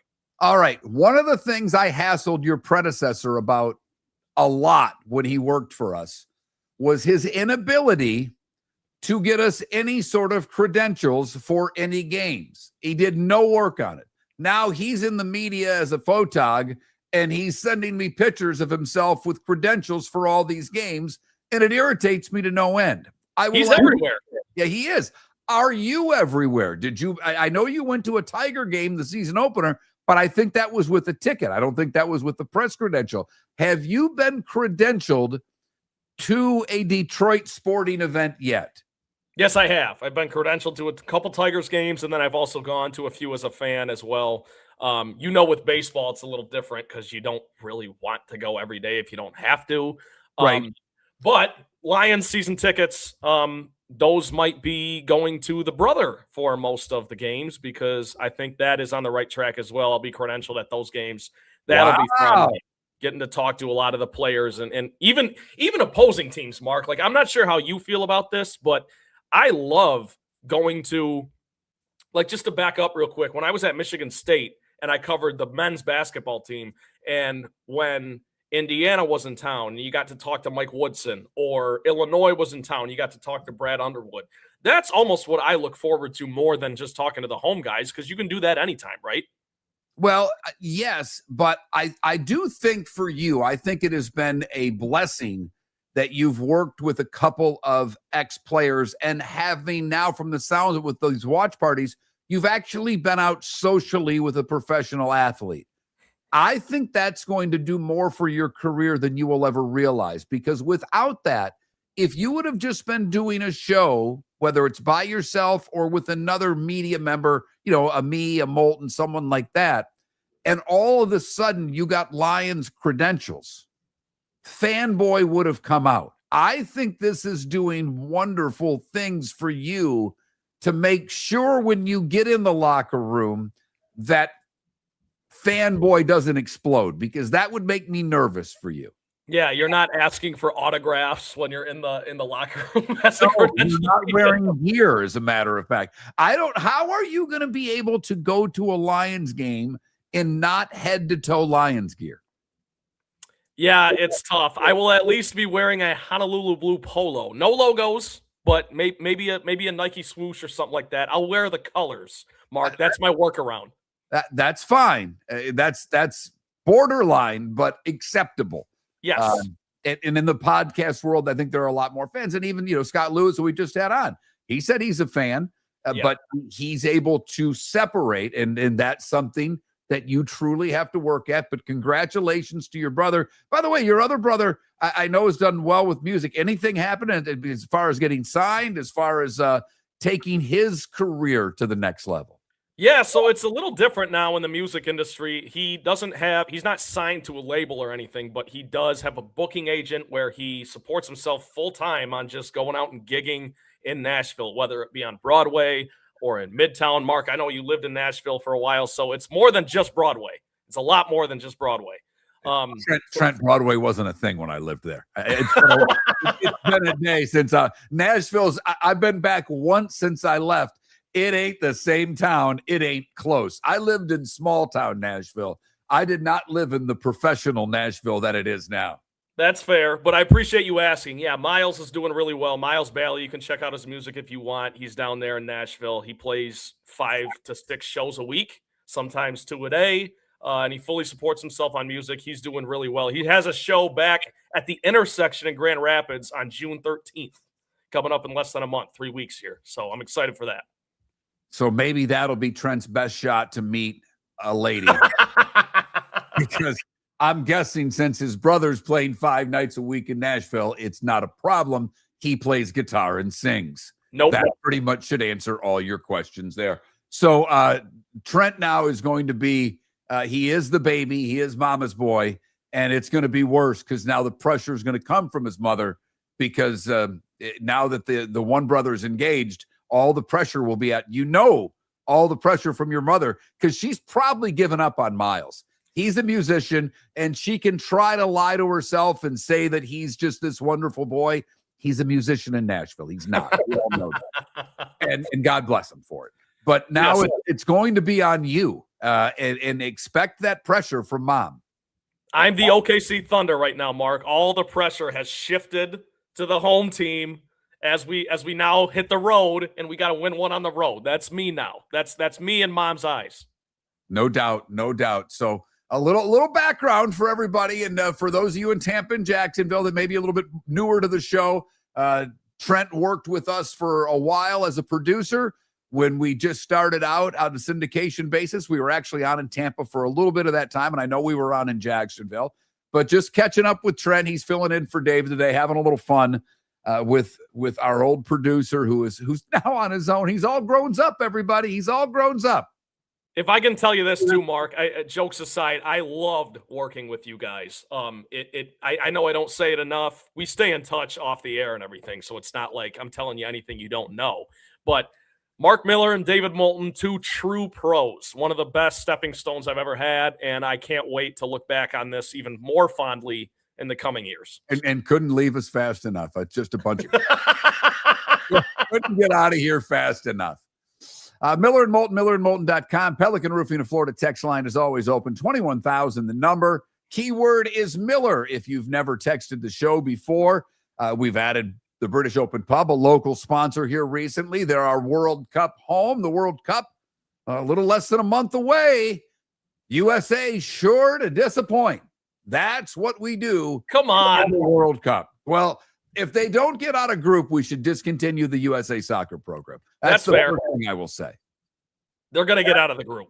But yes, I agree. It's a pathetic group. Yeah, So- that's what I mean. They got a great draw and they're the home country. So let's figure it out, USA. I believe in you. I'm very bummed out. I will say the ticket prices don't bother me as much right now because as everybody knows from what I've been going through, I can't be in big crowds. And I wanted to go to a World Cup game more than anything. And I was priced out of it, basically before it started because it's ridiculous of what they're charging for tickets, and the aftermarket prices are even worse. So for those of you that are lucky enough to take in a game, good for you. For most of us, it's going to be watch parties. And like I said, if you're in Southwest Florida, the British Open Pub, whether it's England or USA, the atmosphere inside there is awesome. Went for one of the European tournaments to watch England play. It was an absolute riot. You know, Seth's talked about going to Arsenal parties. Soccer watch parties are fun. If you're there, and in the previous World Cup, I went to a few where there was Colombia fans, and it is an absolute riot.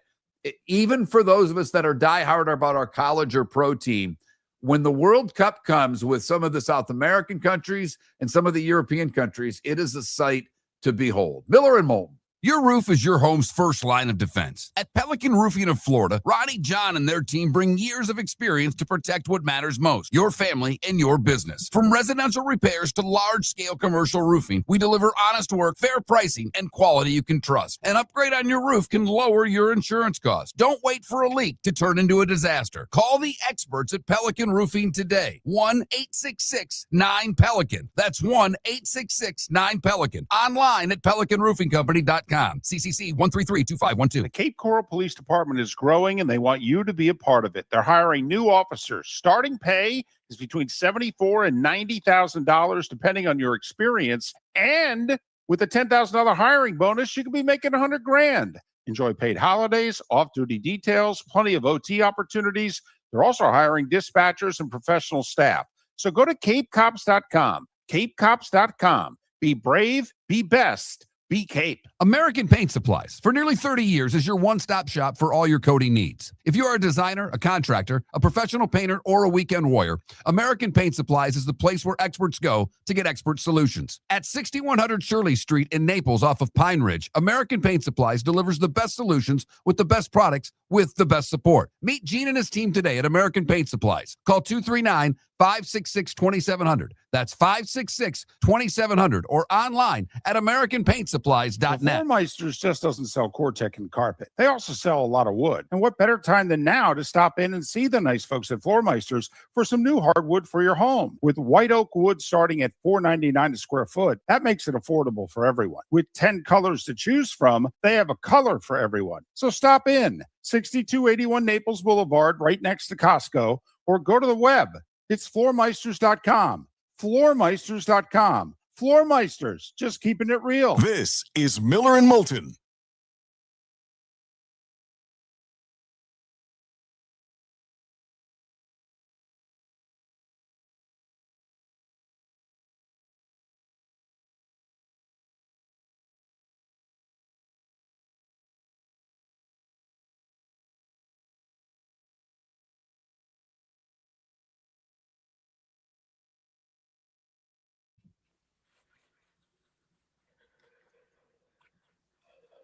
Chat room, how we doing?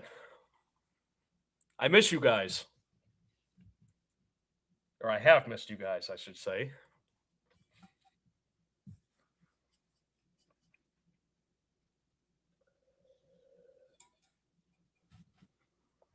Appreciate all the kind words.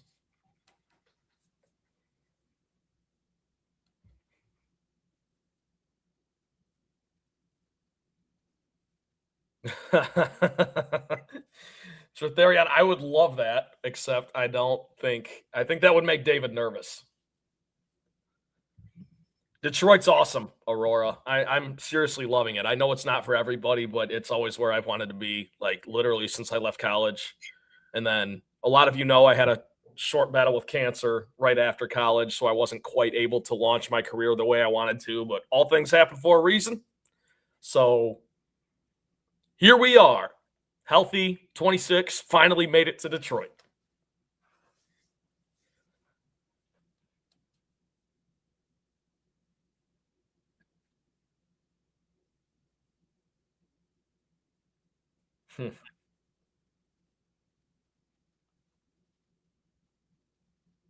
I have not gone to Windsor yet, but I mean, I've been to Windsor before, but not since I've lived here. So that'll happen soon.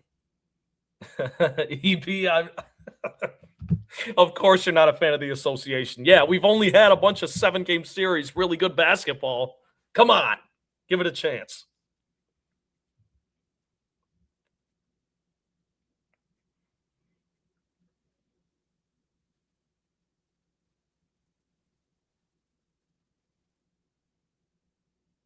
Yeah, Johnny, like I said, it's not for everybody, but it's where I've wanted to be forever. So I love it here.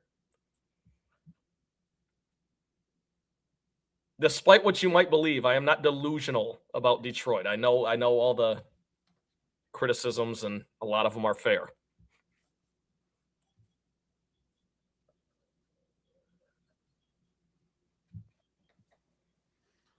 Don't have time for breakfast after the show. Have to pull a Moulton and eat on air or during the commercial break. As long as it's not tuna mac. Not a chance. He's eating tuna mac like it's cereal. Just shoveling it in. Yep. It's something.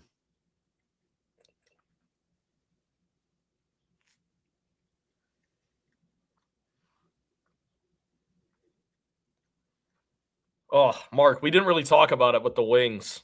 They That I'm done. I'm done. watching last night, and I was texting my buddy, who's a big hockey guy, and no, the butter's never in the refrigerator, ever. Canada Relief. You don't have to put butter in the refrigerator. Butter You doesn't. don't have to. No. I got to put it up in a shelf, or the cat will literally open the butter container, which is like a actual. Yeah. Like a trough or something Yeah. like that. Like, And she will take the top and lick the butter. So I've got to hide it in the cabinet. But I'm watching Colorado, and I'm watching their fourth line last night. different sport, Mark. Detroit, I mean, it's a different league. Yeah. The bottom six in Detroit, when you watch Colorado's bottom six, you're like, okay, yeah, I get it. They can't compete. Are you a Larkin guy? I like Larkin a lot. I don't think he's a number one center. I'm very realistic about him. At least I think so. Like, I like him just fine, but he can't be the best player on a real playoff team, let alone contender, you know? I won't be a UGA player on the interstate, but it will be close. I've got to be there at 12:30. So I gotta hope Sarasota's clean. That's the whole, this all rides on traffic in Sarasota. A UGA player on the interstate. That is a good one. That's funny. Oh, man. How about Rashee Rice? Here we go.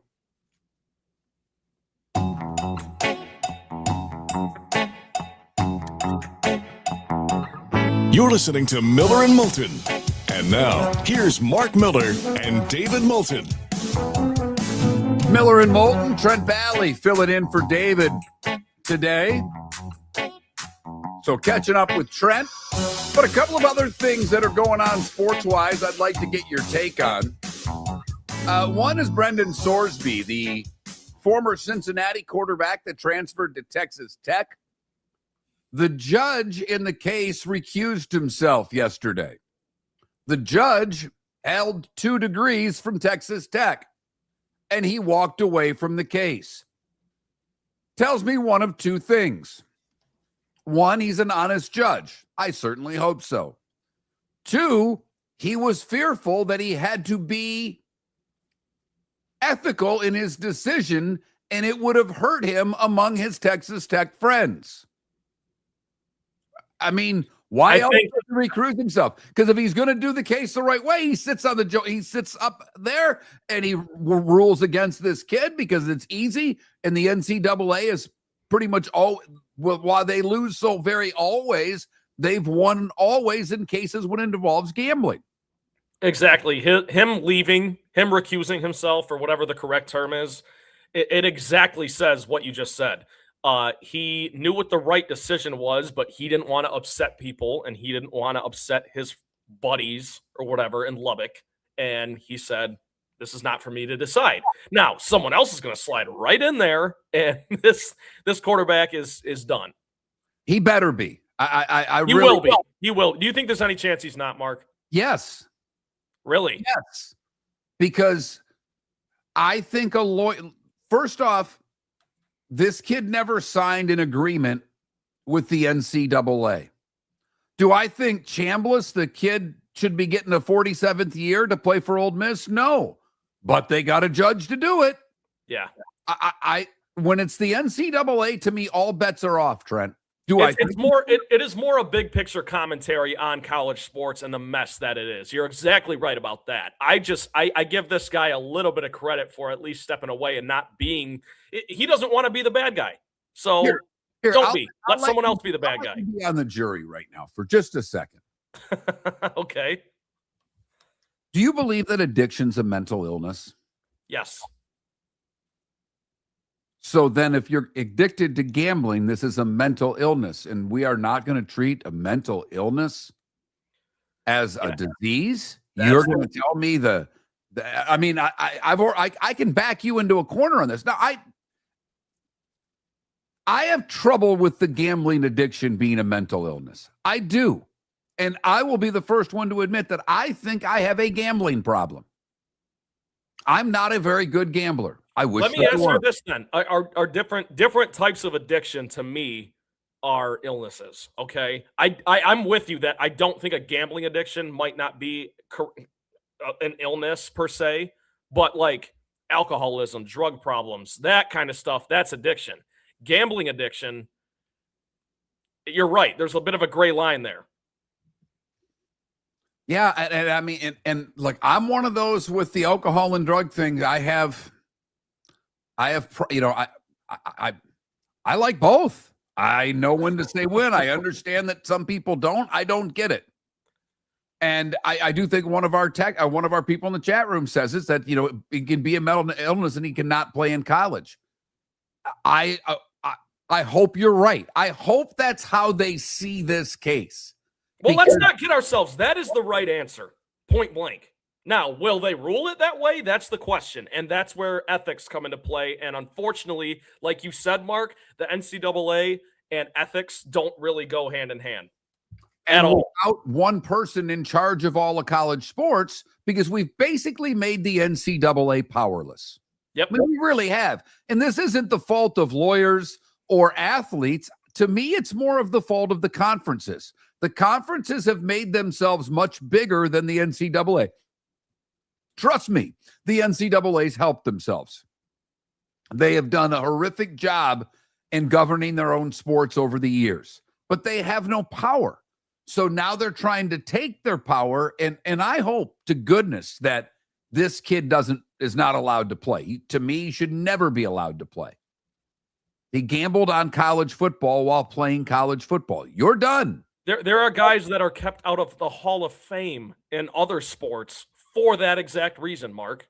So I'm exactly with you. It's like, at what point the NCAA should be embarrassed, really, is what we're talking about here. At what point are you going to draw a line and actually govern yourself?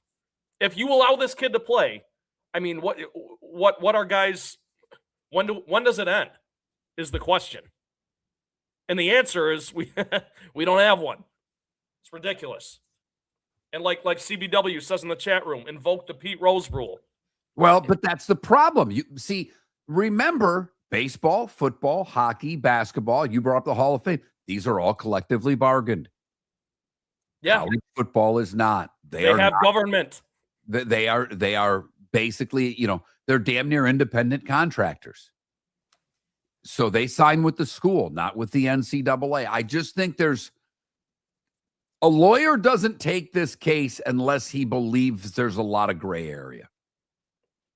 And, lawyers take cases because they get paid, and obviously he's going to get paid handsomely for this. But he thinks he can win the case. Right.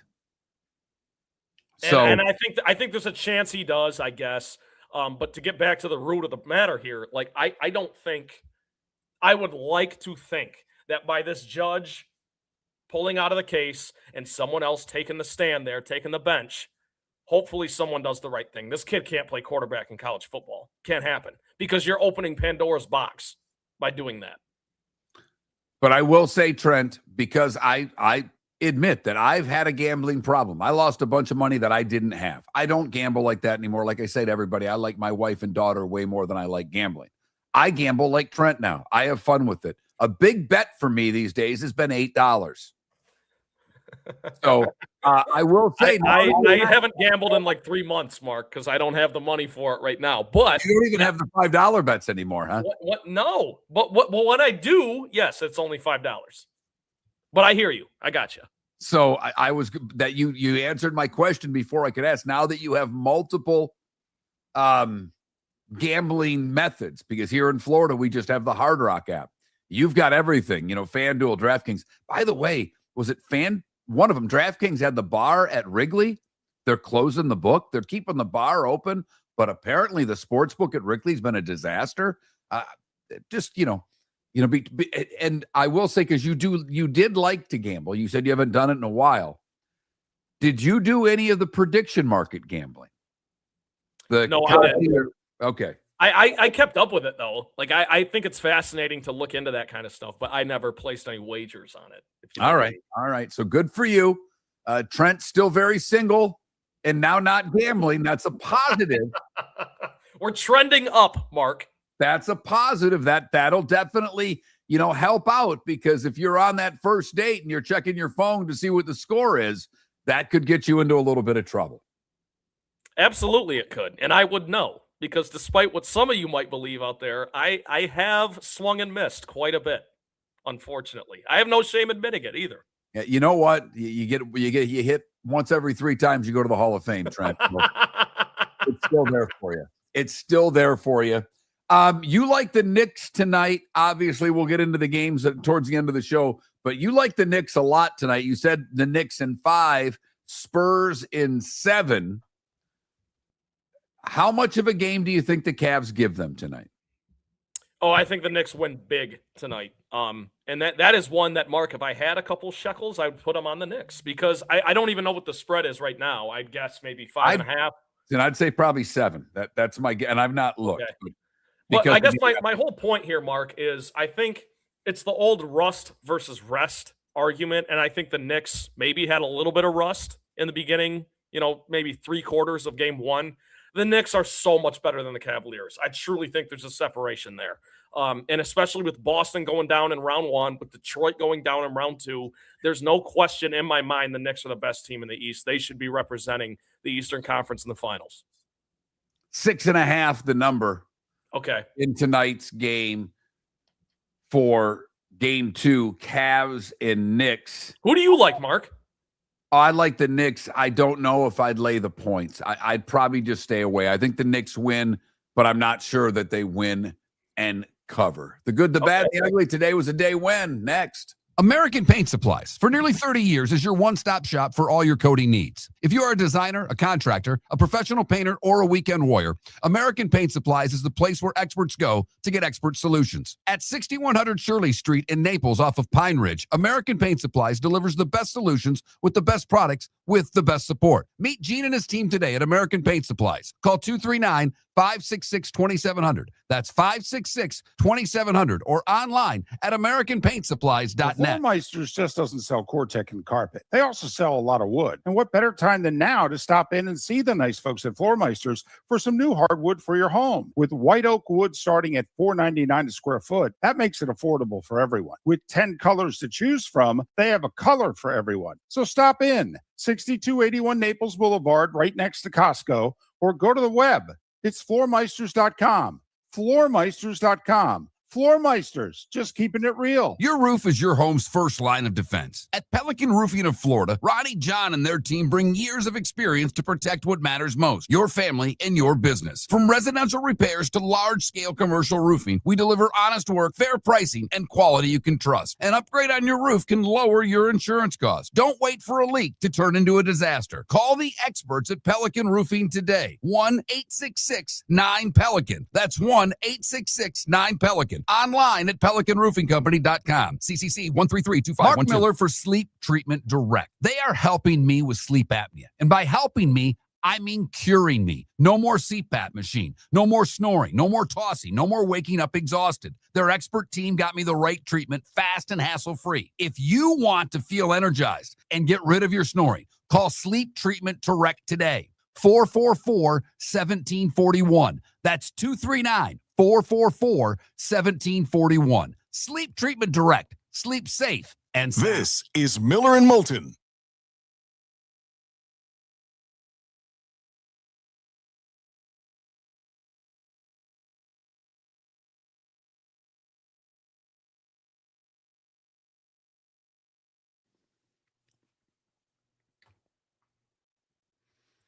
Yeah, Aurora, I'm fine with the shoes. I love. My wife can buy whatever shoes she wants. Not that she needs my permission, but I'm a shoe guy.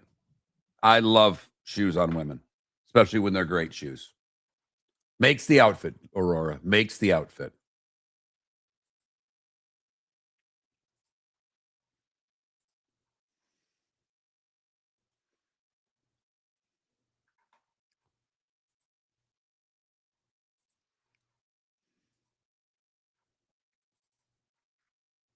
Green Parrot, Aurora. Green Parrot. Best bar in Key West. Captain Tony's probably second in my book.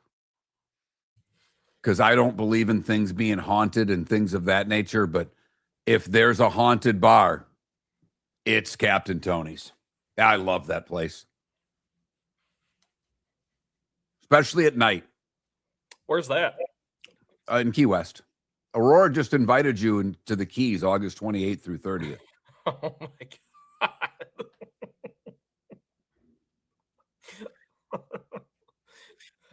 Oh, that's funny.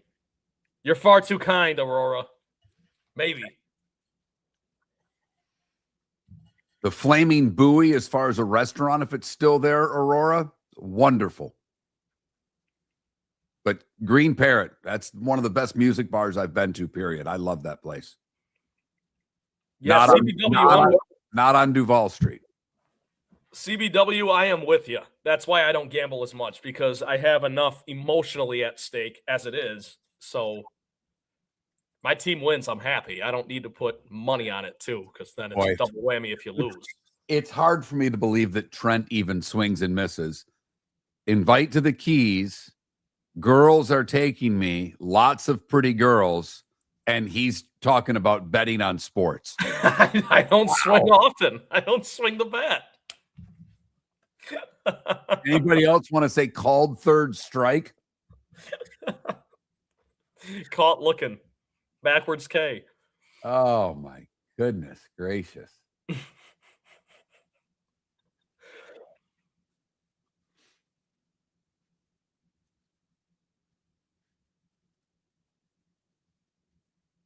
Right, exactly, Deadstroke. Unbelievable.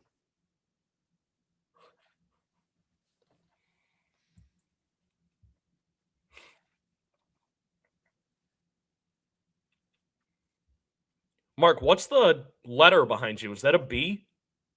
On the shelf? The letter behind me. Yeah, like it's this? No, the other side. I know what that is. The other side. That This? No. By the way, this is Penelope whiskey.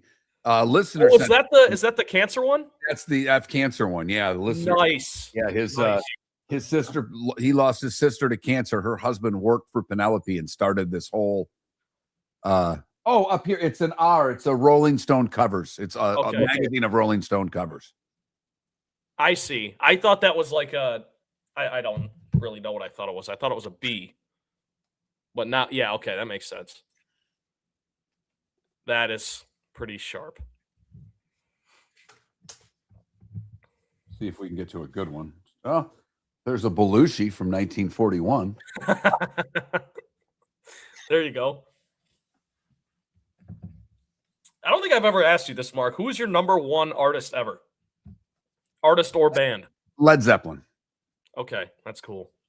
That's your favorite, not just like who you say the greatest is. That's your favorite? Both.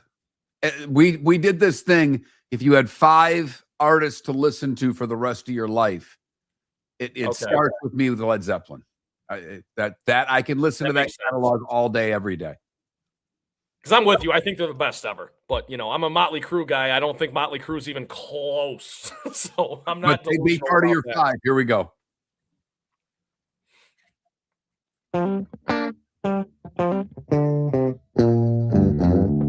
You're listening to Miller and Moulton. And now, here's Mark Miller and David Moulton. Miller and Moulton, millerandmoulton.com, wrapping things up. as we're getting closer towards that Memorial Day weekend, it is the one great thing. Was talking to someone yesterday about this, is that this is where I think even David would admit that this is where morning shows win. Because if you're doing an afternoon show, you're getting Memorial Day off in most cases. You still got to work 3 to 6. You're not getting home till 7 o'clock. And your Friday doesn't start until late. But doing a morning show, it's really a 4-day weekend. I'm done at 10. I'm done with getting the podcast put up as long as the satellite company does their job by 10:30 at the latest. I mean, my weekend is starting very early on a Friday. And it doesn't start, you don't have to kick back off until Tuesday. So it is where the morning show effect wins with these 3-day weekends. We are taking Monday off. Don't worry. Don't worry down the line if you're listening. Best of's already all up there. There you go. That takes some work, Mark. That does. I'm not being facetious here because I know how it goes. It takes some work to put a best of together. And literally now with the new company we're working with and the way that we get the shows, it is much easier. Very nice. Easier. I was shocked at how quickly I was able to get it done. It made me very, very happy. It's that time again, nearing the end, but not quite there yet. Here's Mark Miller with Today Was the Day When.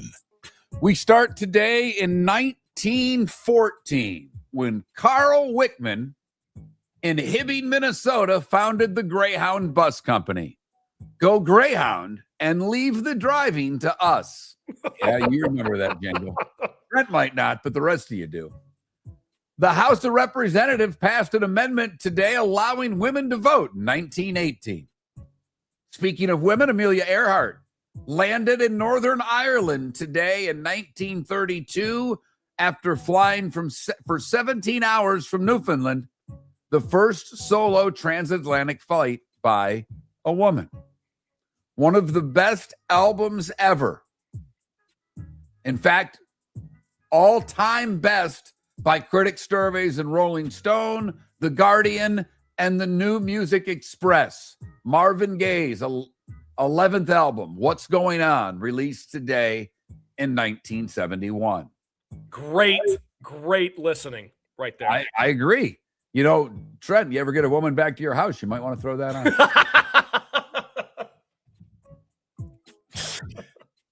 Stevie Wonder released his tribute to Duke Ellington, Sir Duke, today in 77. 3 weeks at number 1, by the way.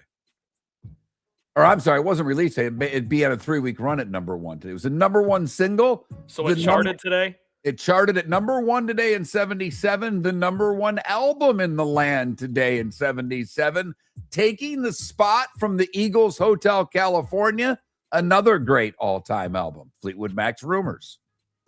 And earlier, that's the whole day, because we had Casey Kasem early giving us the number 1 song. Probably at that point, Rumors, we already know, was on the Billboard chart. And around 5:30 that night in 1977, Seattle Slew wins leg 2 of the Triple Crown, winning the 102nd running of the Preakness. The Empire Strikes Back, number 2 in the Star Wars trilogy, which is actually number 5, and it makes no sense to me for all you Star Wars people. Make fun of me if you want. That was released today in 1980. That's my favorite movie of all time, Mark. I just got to throw that in there. I didn't know that was this day, but that is my favorite movie of all time. And my dad, by the way, did the Star Wars thing right when he raised us. He showed us the Star Wars movies in chronological order or release order, not the new, right. The remixed version of, I was very scared because my son for a while really got into Star Wars. I'm like, really? You're going to be one of them? But he's not. 2 things in 81. Bob Marley received his Jamaican state funeral today for the great reggae artist. And also in 81, The Isle goes back to back en route to 4 in a row, beating the North Stars in 5. One of the great sitcoms of all time, finished today in 1982. WKRP in Cincinnati aired for the 90th and final episode today in 1982. Number one song in the land at 83, Bowie's Let's Dance. The last episode of Newhart, the second run in 1990, which I would argue with anyone is the best finale of any show ever. The dream sequence with his wife from the first show and played it off that the whole second run was a dream. Outstanding. Wait. That's better than Who Shot JR? Well, that was in the middle of the show. That was a series. That was a season finale. They ended the series of Newhart basically saying the whole thing didn't exist. I got you. They brought back his wife from the first show. It shocked everybody. It was amazing. The Real World, the first real reality show, began today in 1992. I was hooked, I must admit, from day one. First about 3 seasons of The Real World. Right timing age-wise for me.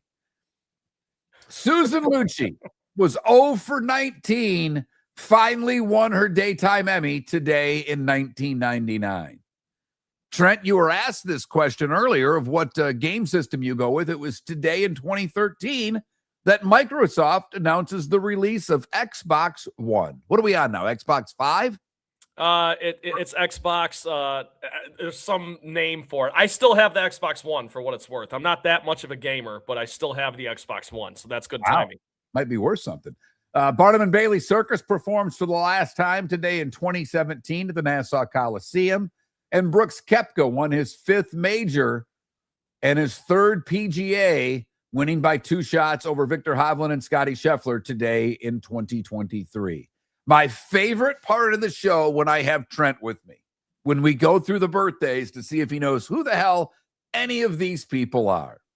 Those that would have celebrated birthdays today, if they were still with us, Raymond Burr. There's no way you know who that is. Negative. Perry Mason and Ironside. But one was in black and white. I can't imagine you would remember that. Ara Parseghian. Nope. He coached Notre Dame. Jerry Faust. Yes, I know the name.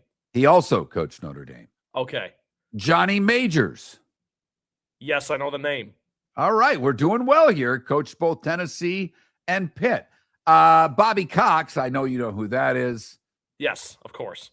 And the notorious B.I.G., Biggie Smalls. They would have all celebrated birthdays today. Christopher Wallace, I believe, is the birth name of the notorious B.I.G. Shout out to Biggie. Look at you. Might have to listen to a little Juicy on my ride up to Tampa today. Let's see.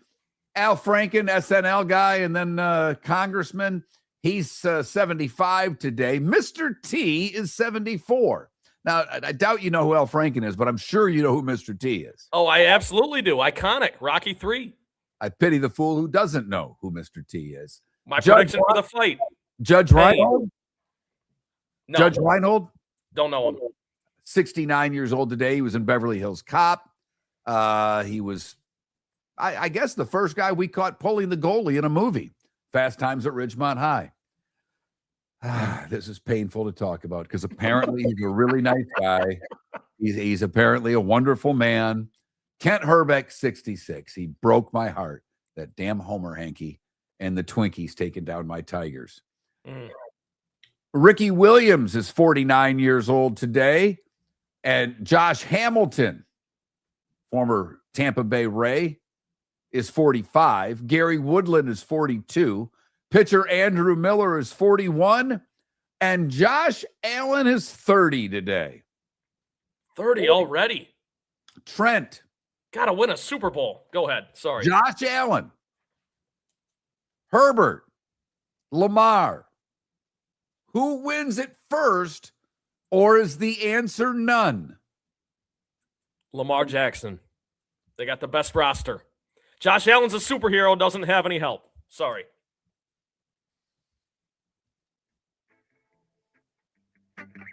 Time to see life a little bit differently. Here's Mark Miller with the good, the bad, and the ugly. What you got, Mark? For the good today, we go to Mexico, where the 13th annual Avocado Festival took place and they broke a world record with a 14,991 pound serving of guacamole. More than 1,000 growers and residents worked together to mix up the massive bowl of guac in just under 2.5 hours. Can you imagine the smell? The smell? I love guac. I know, mean, but I'm just that trying to much figure out guac? how much lime juice do you need for that? That's a lot of limes if you're going to do it right.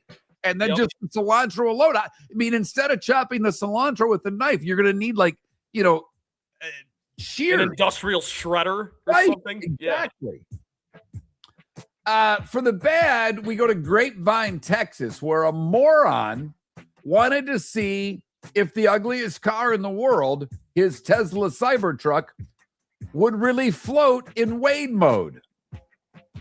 Apparently, he drove the Cybertruck into the water. 70-year-old Jimmy Jack McDaniel, Jimmy Jack there in Texas, was cited for numerous water safety equipment violations, including not having life jackets or a fire extinguisher on board the truck. Rookie mistake. Finally, the ugly. We go to Port Charlotte, Florida, where Matthew Abruzzi went to Meadow Park Elementary School to pick up his child. The 25-year-old should probably not be a dad, but we can't stop idiots from procreating. And it's been proven over and over again because he showed up at school and fell over in the hall, got back up, and then exited with his child. Resource officers smelled a mild alcoholic odor on his breath. They called police. When he was asked for his license, they discovered his license was suspended, and that due to his current state, he would not be able to drive away. He then argued with the police, slamming his fist on top of the car, stood in the middle of the roadway, blocking the flow of traffic. Well, he went for a run to get away from police and was caught shortly afterward. They searched his car and found non-medical vapes that tested positive for THC. Sir, you're batting 1,000. And that is the good, the bad, and the ugly. Today, May the 21st, brought to you by the Cape Coral Police Department, offering great pay, new jobs, bonuses, all kinds of good things. To check it out, capecops.com, capecops.com. Thought you were talking about Rashee Rice there during the ugly at the end. Yeah, I mean, when you're on vacation, stay away from the weed. That seems simple. It seems simple. The Chiefs have a way about them of finding those wide receivers that make poor decisions. That's a fact. Knicks are 6.5-point favorites tonight against the Cavs. Lay it. Ooh, I'm not I'm ready. taking it, Mark. I'm going to do it. You got me in the spirit. I'm going to take the 6.5. I like it. Hurricanes are monstrous favorites over the Habs tonight, minus 195 in game 1 for Carolina. Montreal with a couple extra days rest after winning in game 7. Carolina has been off for nearly 2 weeks. We'll see if there's any rust for them. Lots of baseball today. Actually, not lots of baseball. Not very much baseball today. Rays with the day off before they head to New York for a big series in the Bronx. Marlins finish up their series with the Braves. Strider on the mound for the Braves. Tigers try not to get swept today by the Guardians. That's a 1:10 start. Pirates and Cards also in the afternoon. Mets against the Nats. The Nats are the highest scoring team in baseball and yet have a minus 14 run differential. Unbelievable. That's hard to do. Yanks and Blue Jays finish up their series. Rodon on the mound for the Pinstripes. Angels and Athletics, Rockies and Diamondbacks to finish out the rest of Major League Baseball's games today. Trent, appreciate you doing this because I know you got to turn right around and get your podcast cooking this morning. So thanks for helping us out today. We may call on you a few more times. Yeah, I know. David's planning on taking a couple of days, and he already reached out to you for that. So, Trent, the offer always stands when we need you here. Not only are you getting offers from Miller and Moulton, but the one young lady who listens to our show invited you to the Keys today. We'll see how you blow this one too. I'll talk to her later. But for real, Mark, the pleasure is all mine. Always. I love hopping on with you guys. And now that I got the internet figured out at the new place, the next few days that I'm filling in for David will go smoothly. I can't wait. Everybody, we'll do it again tomorrow as we get ready for a 3-day weekend. 4 for those of us that work mornings. For the rest of you, enjoy the rest of your Thursday. Enjoy the hockey and the hoops or the baseball tonight. We'll discuss it all tomorrow. David back in the big chair, 6 a.m. Miller and Moulton, millerandmoulton.com. Have a great day, everybody. The Floormeisters just doesn't sell Cortec and carpet. They also sell a lot of wood. And what better time than now to stop in and see the nice folks at Floormeisters for some new hardwood for your home. With white oak wood starting at $4.99 a square foot, that makes it affordable for everyone. With 10 colors to choose from, they have a color for everyone. So stop in, 6281 Naples Boulevard, right next to Costco, or go to the web. It's floormeisters.com. Floormeisters.com. Floormeisters.